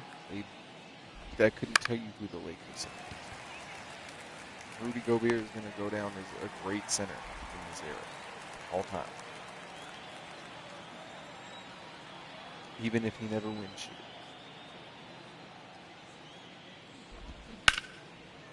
Mark Eaton was a great center for the Jazz.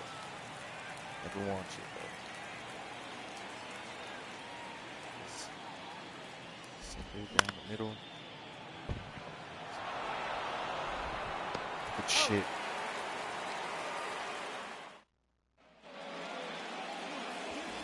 All right, come on, Vladdy.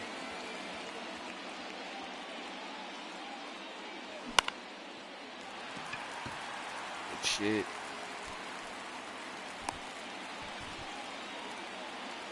It's a great way to get on base. All right. Fucking go.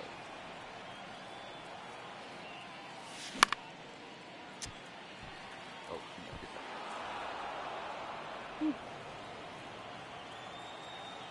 and then I thought, maybe the Pacers could sweep the Bucks, but it looks like the Bucks, now that they have Dame Lillard back, and Dame played the greatest defense I had ever seen him play in my life. That was so stupid, right? Oh my goodness. I did that.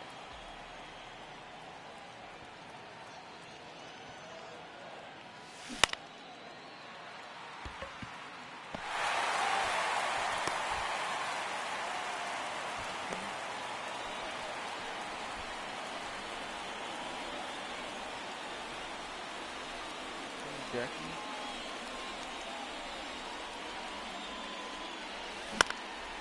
No fucking way. What's going on here? He's safe! Let's go. I thought for sure he was gonna be out. I'm not gonna lie to you.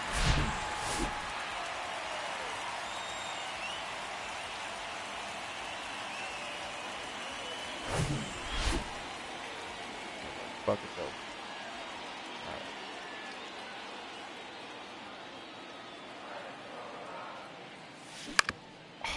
It's the double play. He's out. He's safe. He's safe. Oh man, Hank. Woo. All right, come on, Ricky.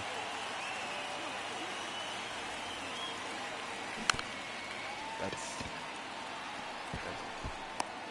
Got it. we still got one on. I rock with that.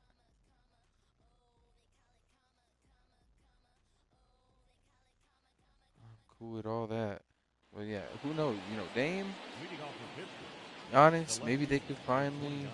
find a rhythm Joe together in these Harden. playoffs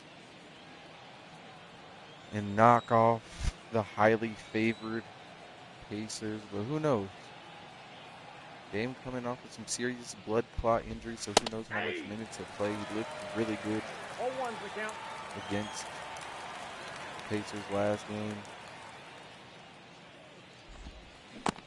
Ball. I That pitch can't is see him out. getting any worse. That's his first game back, so who knows? This could turn out to be actually an interesting series, but if the Pacers end up taking like a 3-1 lead, I don't know. Gonna be spooky hours.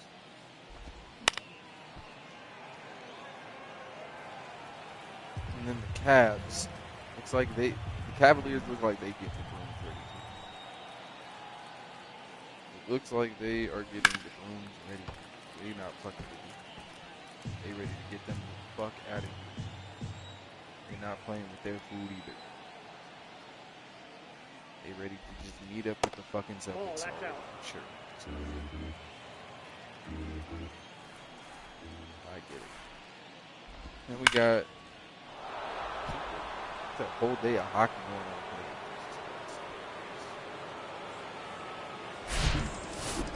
Fuck you,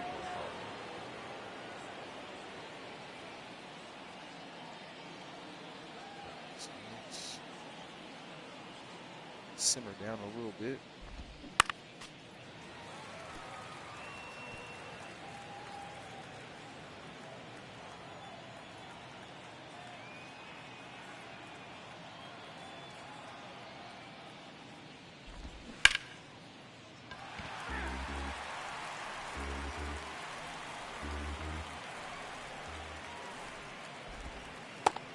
Yep, that ball went out.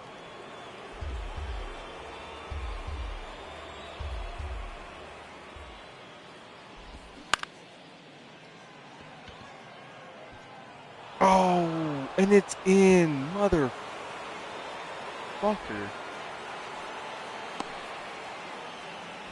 Fuck.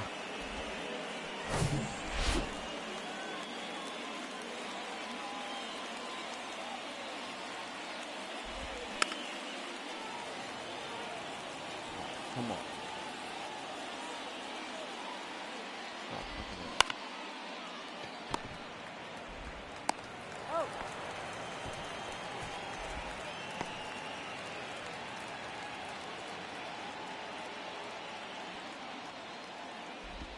Really? Hey.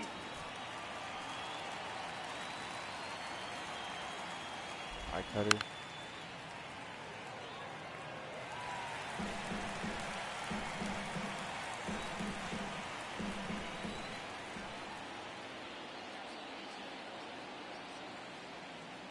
No fastball. Bang. Get him out of here.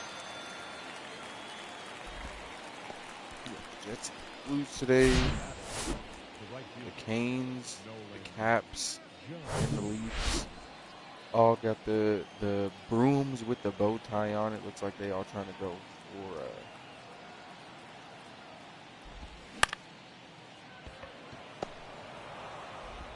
gentleman's sweeps. Oh, Giambi. Fuck.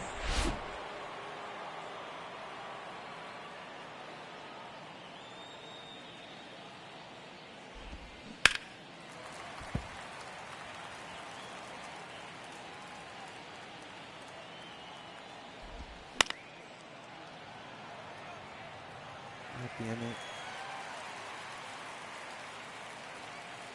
And the Oilers and the Lightning. They are both in do or die games in their respective series.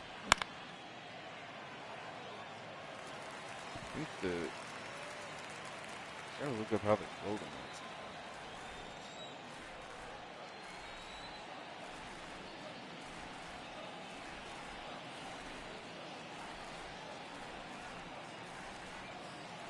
The series is tied with them, so they're kind of,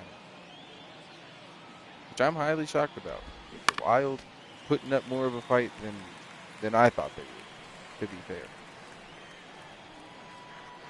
We will see.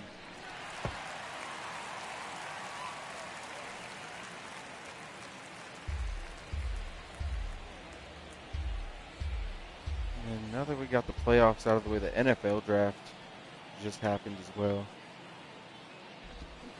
And it was a foregone conclusion as to who the first round pick was going to be. Cam Ward was talking about being a Tennessee Titan, like I want to say like a month ago. Talking about how great their coach was. What the fuck? No fucking way that's just out. That's gone. For the fucking league. Are you fucking kidding me?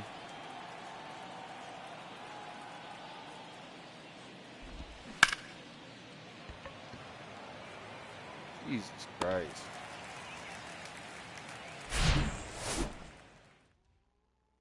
In one inning, they got all that shit back and more. Oh my god. I fuck my life, dude.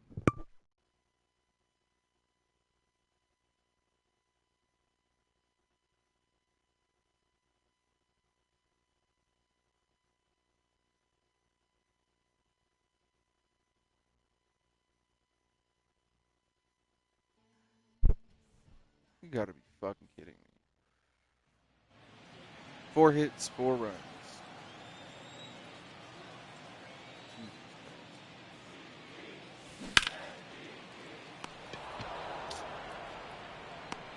He's out.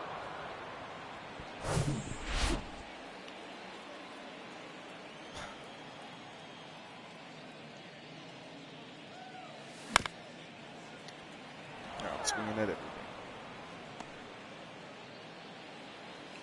That's not what was interesting. Even whoever went in top 10 wasn't interesting to me. Travis Hunter went to the Jacksonville Jaguars. Congrats to him. My only interest in this was to see where Travis Hunter and Shedeur Sanders were going to go. And here's the thing.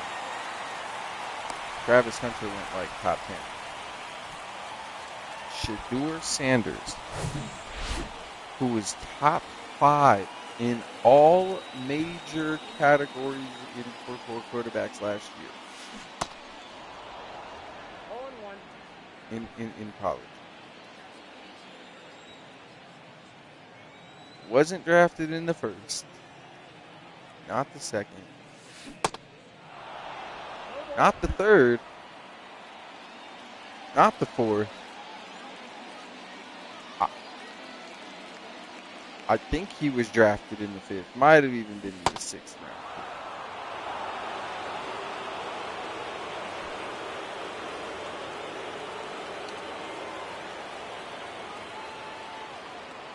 And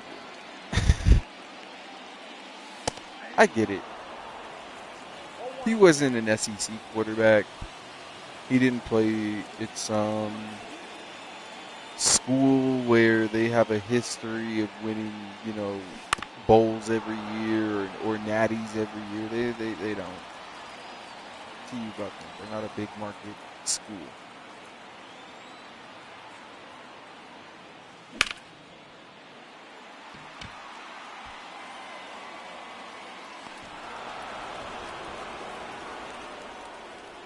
But if you're telling me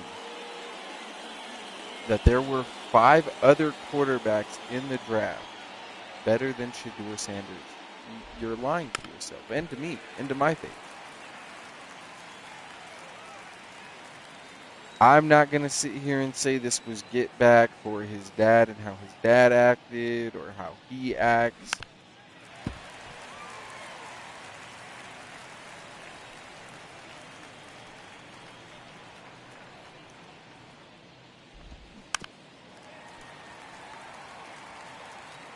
Because if it is, then why the fuck do they even play college?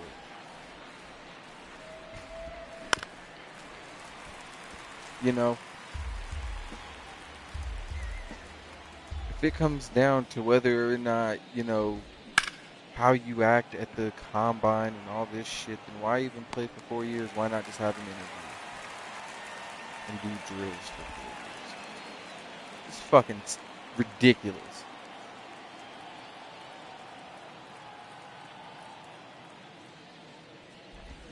Hey!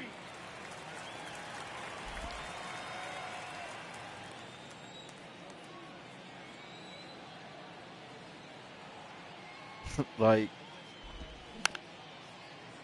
Dart went over Shador. Got him. The left Come on now.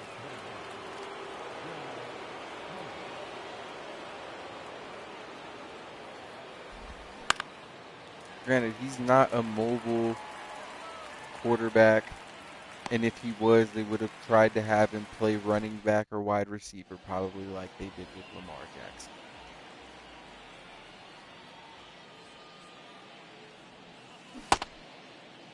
Did he go?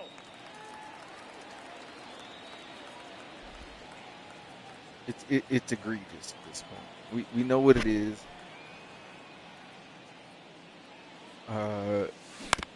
You don't like a confident young black quarterback, and I don't even know if I could say that because Cam Newton won a Heisman. He went to a national championship. Was selected second overall by the Panthers. He still went first overall. That's the thing is, you have all these guys like Cam went to a Super Bowl.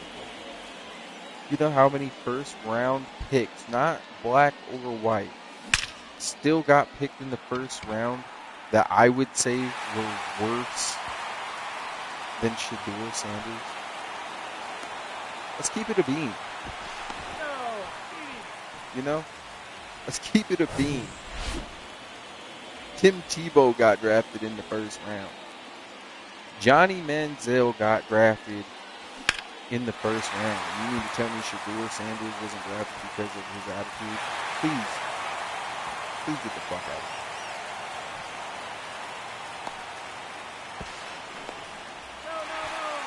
No! Like, that's so disingenuous. And then for even lesser success, or even if you're talking just straight up mid, you have Baker Mayfield. Baker Mayfield was still drafted first round overall, and there is nothing impressive about him. His arm is not impressive. He's not the most mobile quarterback. He's not going to make a game-saving fucking audible. He's not going to do that. He's not Tom Brady. He's not the master of the fucking check down. He doesn't make smart decisions all the time. Still picked number one. With a cocky attitude. That was one of his big drawbacks, was his cocky attitude coming out of college. Still picked first overall. So I don't want to hear that shit. Well, it's just, he had a really bad attitude. No, I don't think that was it. I think that they are, and I could be wrong, they're trying to make an example out of this young kid.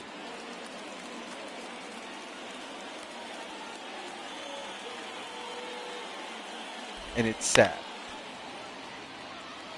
Because here they are, here this league is, here the NFL is crying about this kid's unprofessionalism. Meanwhile, you leak his fucking phone number on draft night for a prank call.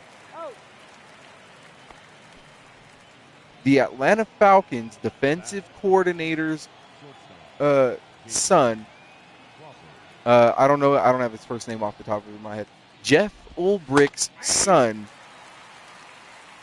got a hold of Shador Sanders' number and thought it would be hilarious if he prank called him on draft night.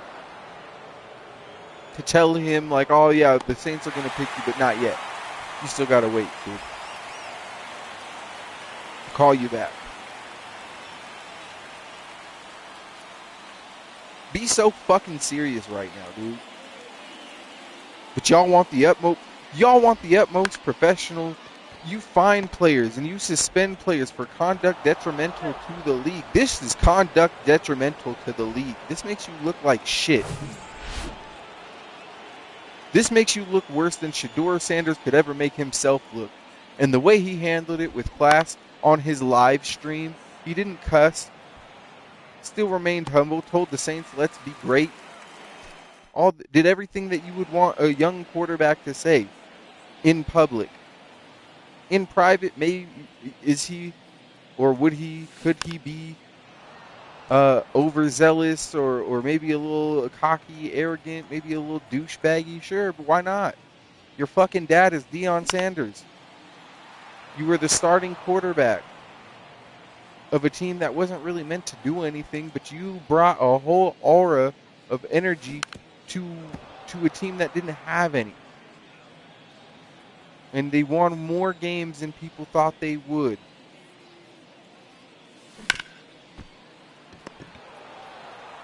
Is Deion going to continue to produce draft talent on the caliber of Travis Hunter and his sons? We'll see. Time will tell. And for the fucking Browns, the Browns come out and say, "Well, we think he can outproduce his draft plays." No shit. If he makes your roster, he'll outproduce his draft. What 6th-round quarterback legit makes teams nowadays? Or is in the league for very long?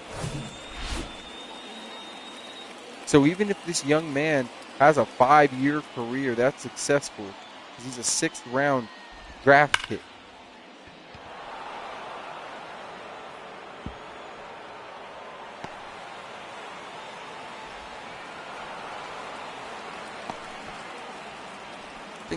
I would have to look it up, but I'm pretty sure guys like Trevor Seaman were picked ahead of him in all-time draft rankings or whatever.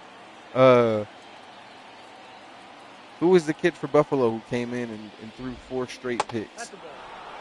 First game. And still had job after job after that. Name fucking escapes me. He wasn't memorable fucking anyways. Jesus Christ. Can we get to stop? Just stop.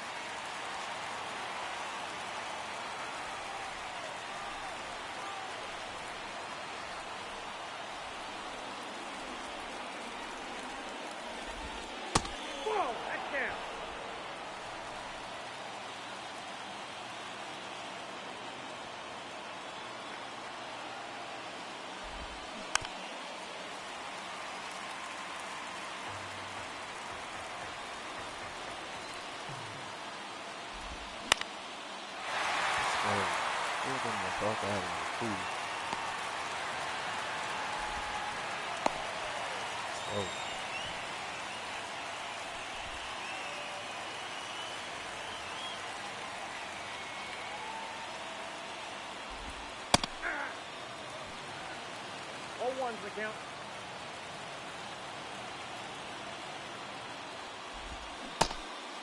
No ball, 2 strikes.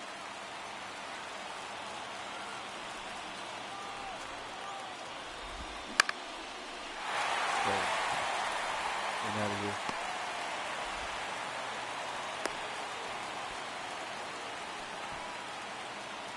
Let's fucking go, boys.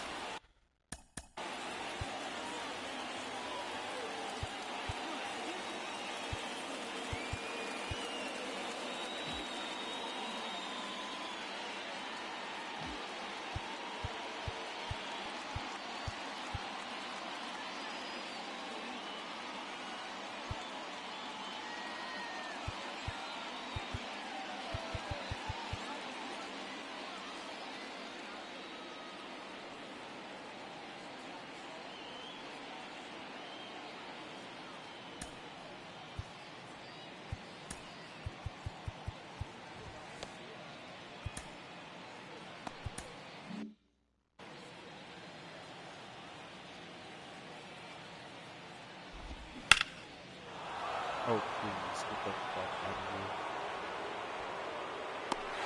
Let's go. Let's go. Davis.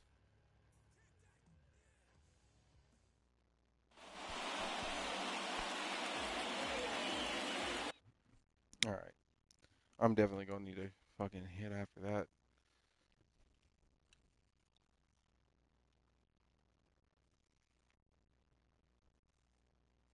Yeah, now you got dudes like, I mean, name a fucking Denver quarterback that was picked in the last fucking decade.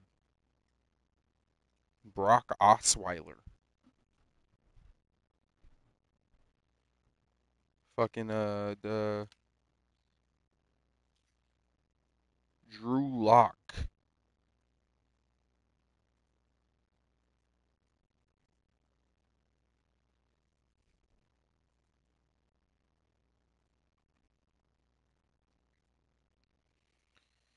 I know there's one more. Oh, Paxton Lynch. I am almost positive all three of those guys were picked before Shador was.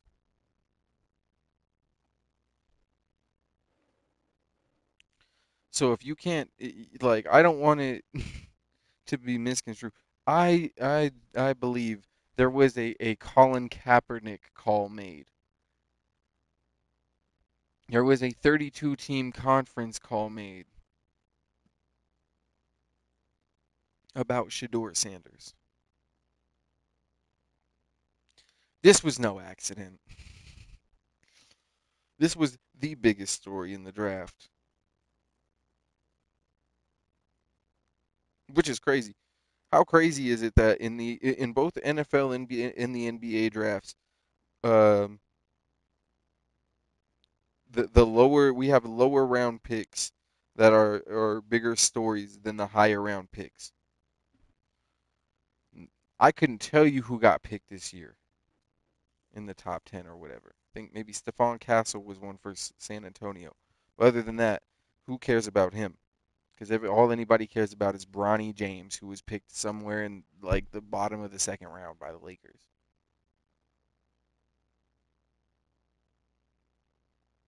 Nobody cares about what's his name, Cam Ward.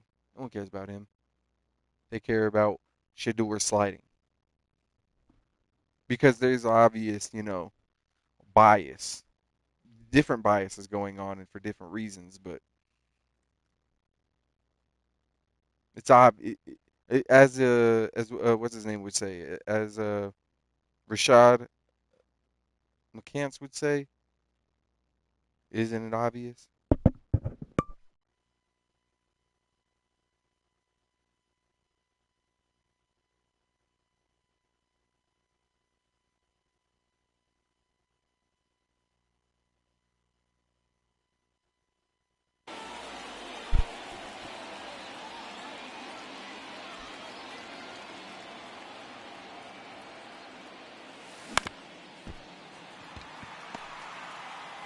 Now, speaking of sports media biases,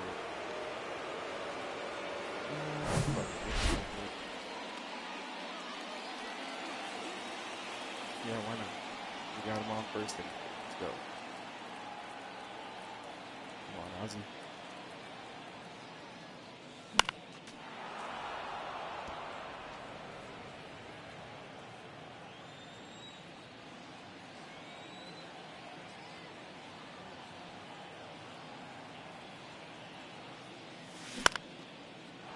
And of course, Babe Ruth curls the shutout for the King. That makes sense. Right after I traded him for the Yankees, of course.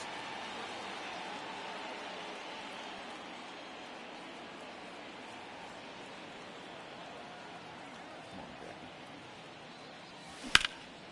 There we go. There we go, Jackie.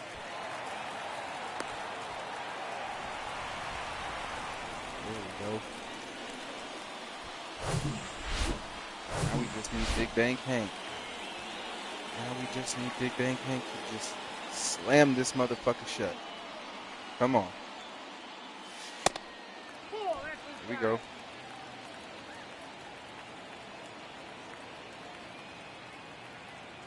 Slam it shut, Hank. Fuck. One ball, one strike. It's okay. That was a good pitch. 12-6 curve is nasty work. Hank. Ah.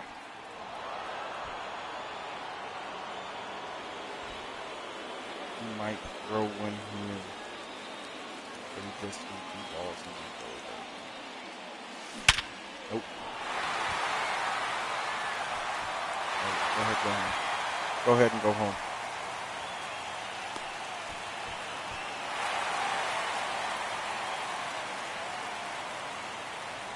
Hank and a 2-run double lead. Bang.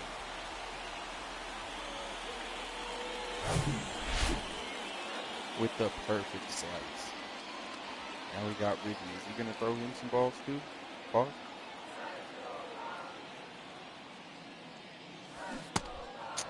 What the fuck, yo? Come on, gang. What is we doing here?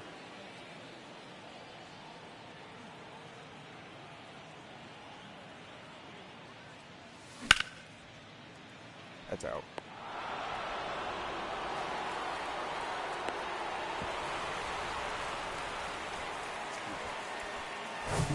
He like that.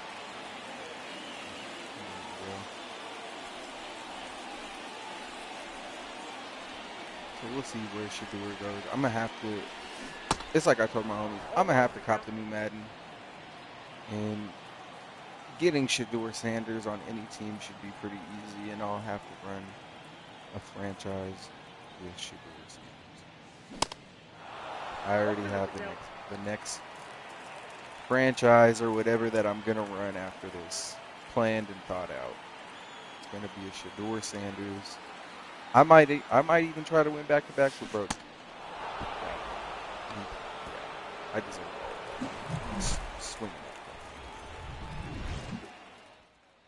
that. Yep.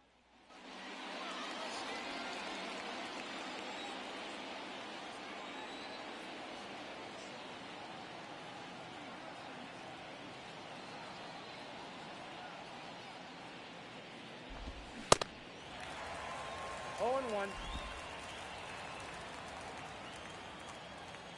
And besides Shador Sanders, we have, another famous athlete with some allegations that we got to address. I'll tiptoe around him because these are some serious allegations. But we just gonna call it what it is. Like, this is clearly extortion. And what I mean by that is Shannon Sharp has found himself in some boiling, hot, steaming grease as of late. And it stems from, I think she's like 21 or 22 or some like that. Some OnlyFans model has claimed that Shannon Sharp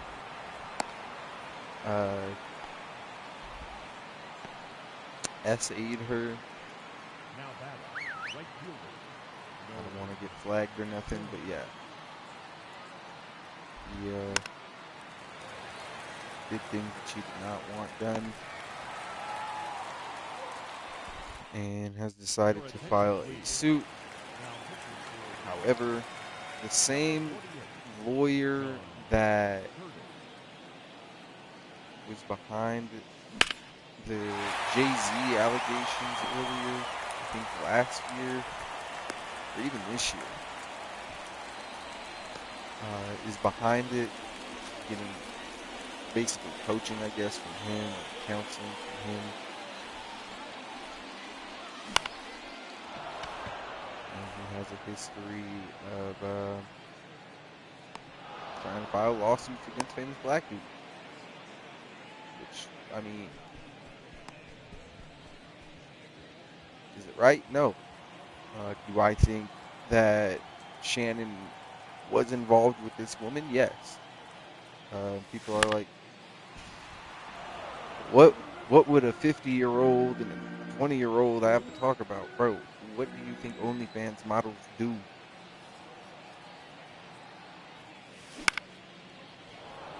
What do you think escorts do? You think like they're dating, bro? You think Shannon Sharp is like taking this woman out on like hot dates and like whining and dining her? No, fucking the shit out of her.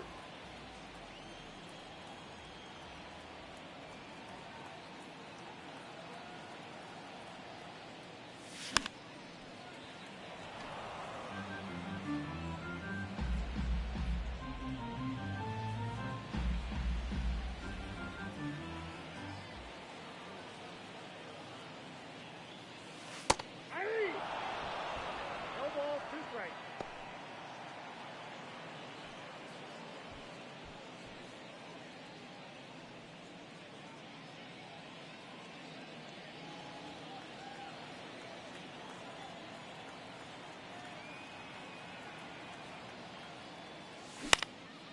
God fucking damn it.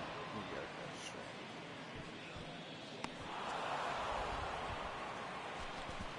Wainwright, your 40-year-old ass pitched a nice solid 7 innings, but we gotta get you the fuck out of here.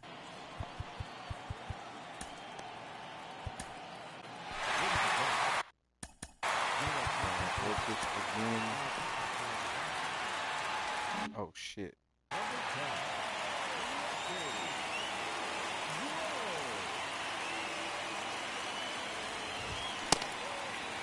Oh, one's the count. He got hit hard, but fuck. 0 and 2.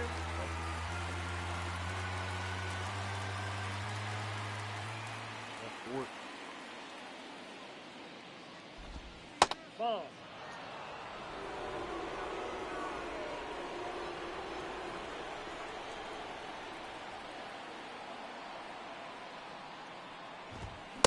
Let's go. It's over.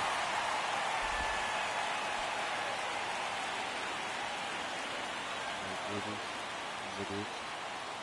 Gotta get you out of here. Yeah. That's the viciously.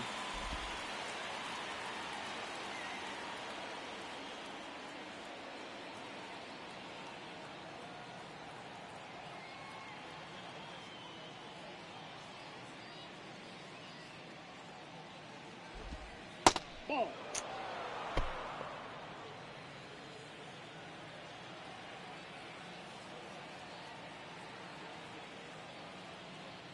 Fork on him. 1 ball, 2 strikes.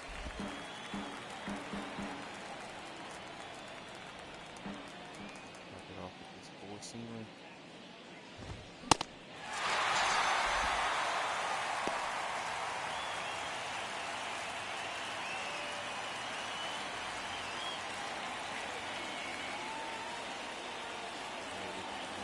Change it. Aye.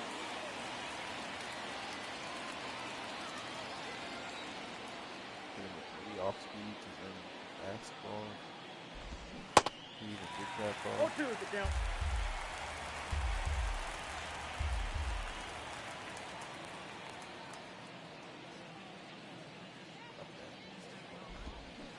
Let's fucking go.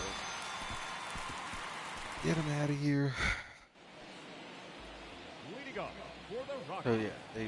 the shortstop, And Ozzie I Smith.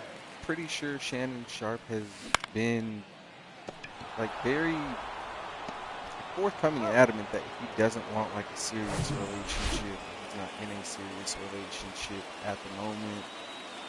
So yeah, this was clearly like a transactional thing. Like Shannon paying for some OnlyFans pussy. That's cool. You know, that's what some of these dudes do. There's no shame in that, fam. What did Riley Freeman say? Either way, you pay. Either way, you pay.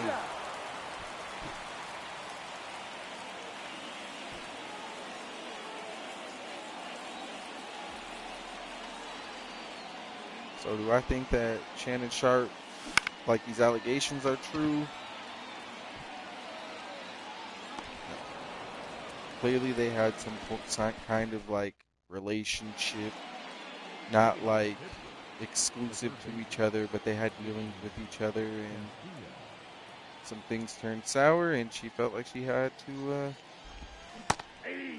file a lawsuit. 0-1. But do I think that their relationship again was consensual and that anything was done? I don't know. That is for the courts to decide. If there are messages or whatever, no means no, and this and that. Uh, yeah, it's gonna get crazy. But Shannon Sharp releasing, that's the thing. Jay-Z kind of just was like, nah, these allegations are crazy as fuck, unfounded, no fucking way, fuck out of here, fuck out my face. Shannon Sharp was like, nah, here are the real text messages between me and Shorty. Like, we was both going crazy. And it was just like, oh, damn, bro. Like, you supposed to be Uncle Shay, bro. Like, what is going on? Like, I get Nope, it. Like, that's the ball. he went from Uncle Willie to Uncle Elroy real quick. 1 ball, 1 strike.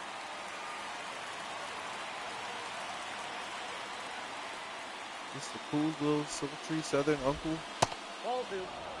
who likes sports and LeBron James. Now we know all about his Mr. Nasty time, and oh damn, Pop, I didn't know you had biddies, like all this shit, bro. What is going on? 3 balls, 1 strike. We just can't throw strikes now. That's crazy.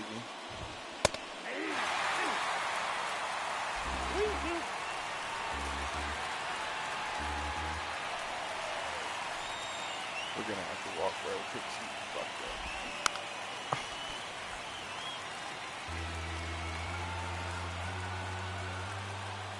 Fuck my soul, bro. Let's go. Just need one more. One more out. Stop fucking around. So 2 off speeds and let's go. Actually, fuck it. 3 off speeds and a fastball. Should be out of here with the dub. Let's go. Put him at the 40. I've been killing him all game. It's over. Oh shit. There's the off speed. You might have to hit him with 2 fastballs. Nope. Perfect. Rockies win, baby. What a game. Jesus Christ. That shit was close. But yeah, Shannon Sharp, I hope he beats the allegations. And him dropping the voicemails and then the text messages dropping.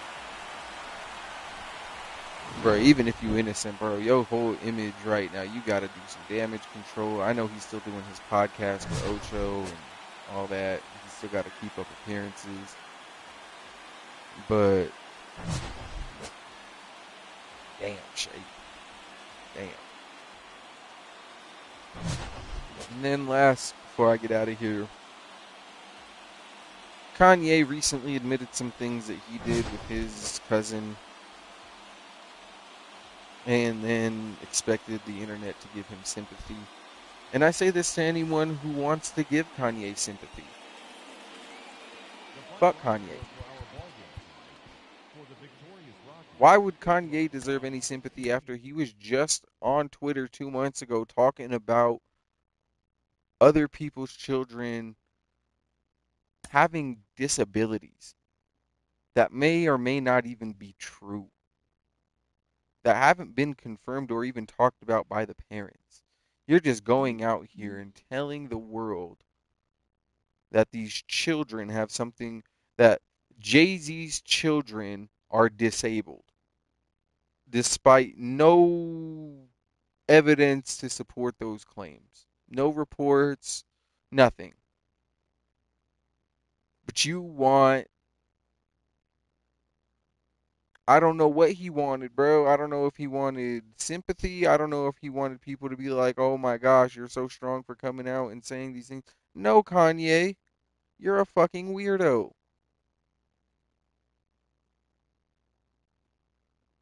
Bro, you need to be on a list. Fuck Kanye, dog. He don't get no sympathy after all the shit you done tweeted and said about no. Hell no. Fuck you. And apparently that it was part of a new song and shit like that. No. I don't care if that is. Apparently your album ain't hitting, so you gotta be tweeting out these crazy ass lyrics. And if those, bro, that shit don't even rhyme. If those are your lyrics, bro, if those are the lyrics, bro, I'm glad I didn't hear your new shit. Does, like I said in my group chat, does graduation even matter at this point with this bullshit? For real, it gets to a point where you can't defend this shit no more. You just have to ignore it and either pretend like the Kanye that we know today is a completely separate entity than the Kanye we knew shit even a decade ago. Who knows? But god damn,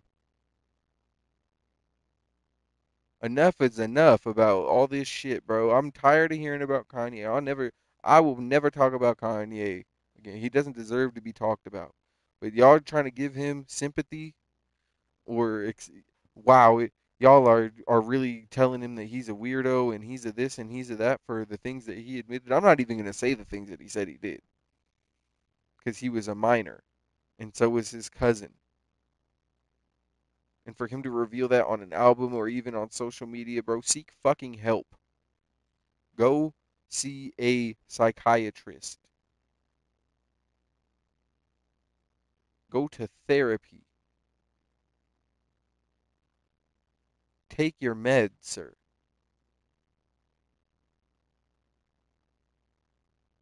Get the fuck out of here. But that's all I got. This has been Ant's Random Rants, episode 51. Thank y'all for tuning in. It's been more of a longer episode. I had a little bit more time today. I'm gonna be busy moving into back into my little basement studio that I was in, back to the face cam videos, back on Twitch. I just gotta set a little more shit up first. It's gonna be, I wanna say, anywhere from 2 weeks to a month to get everything together. I'm grinding hard on both my jobs right now, or at both my jobs. Pause. Goddamn. But yeah, so big shit popping soon. So y'all stay tuned and follow if you're new here, subscribe, uh ring the damn bell so you don't miss none of the videos I do be dropping because I be dropping at least weekly with the Ants Random Rants. I am in the process of moving everything, so I don't really have anything written. Just been going through all this moving shit and packing shit up and moving it different places and from one place to another. Now I'm going to be back in the studio with my camera, new setup, new everything. I'm going to have a new chairs, new couches, whole new kind of look for the little thing. So y'all stay tuned for that. Be safe, like I said. Don't get smoked. It's been your boy A&T repping the game gang. You know I don't play none of that. You a lame, you can't hang. All of that. Uh, yeah. More hot content dropping soon. So stay tuned. Like I said, y'all. I'm out. Peace.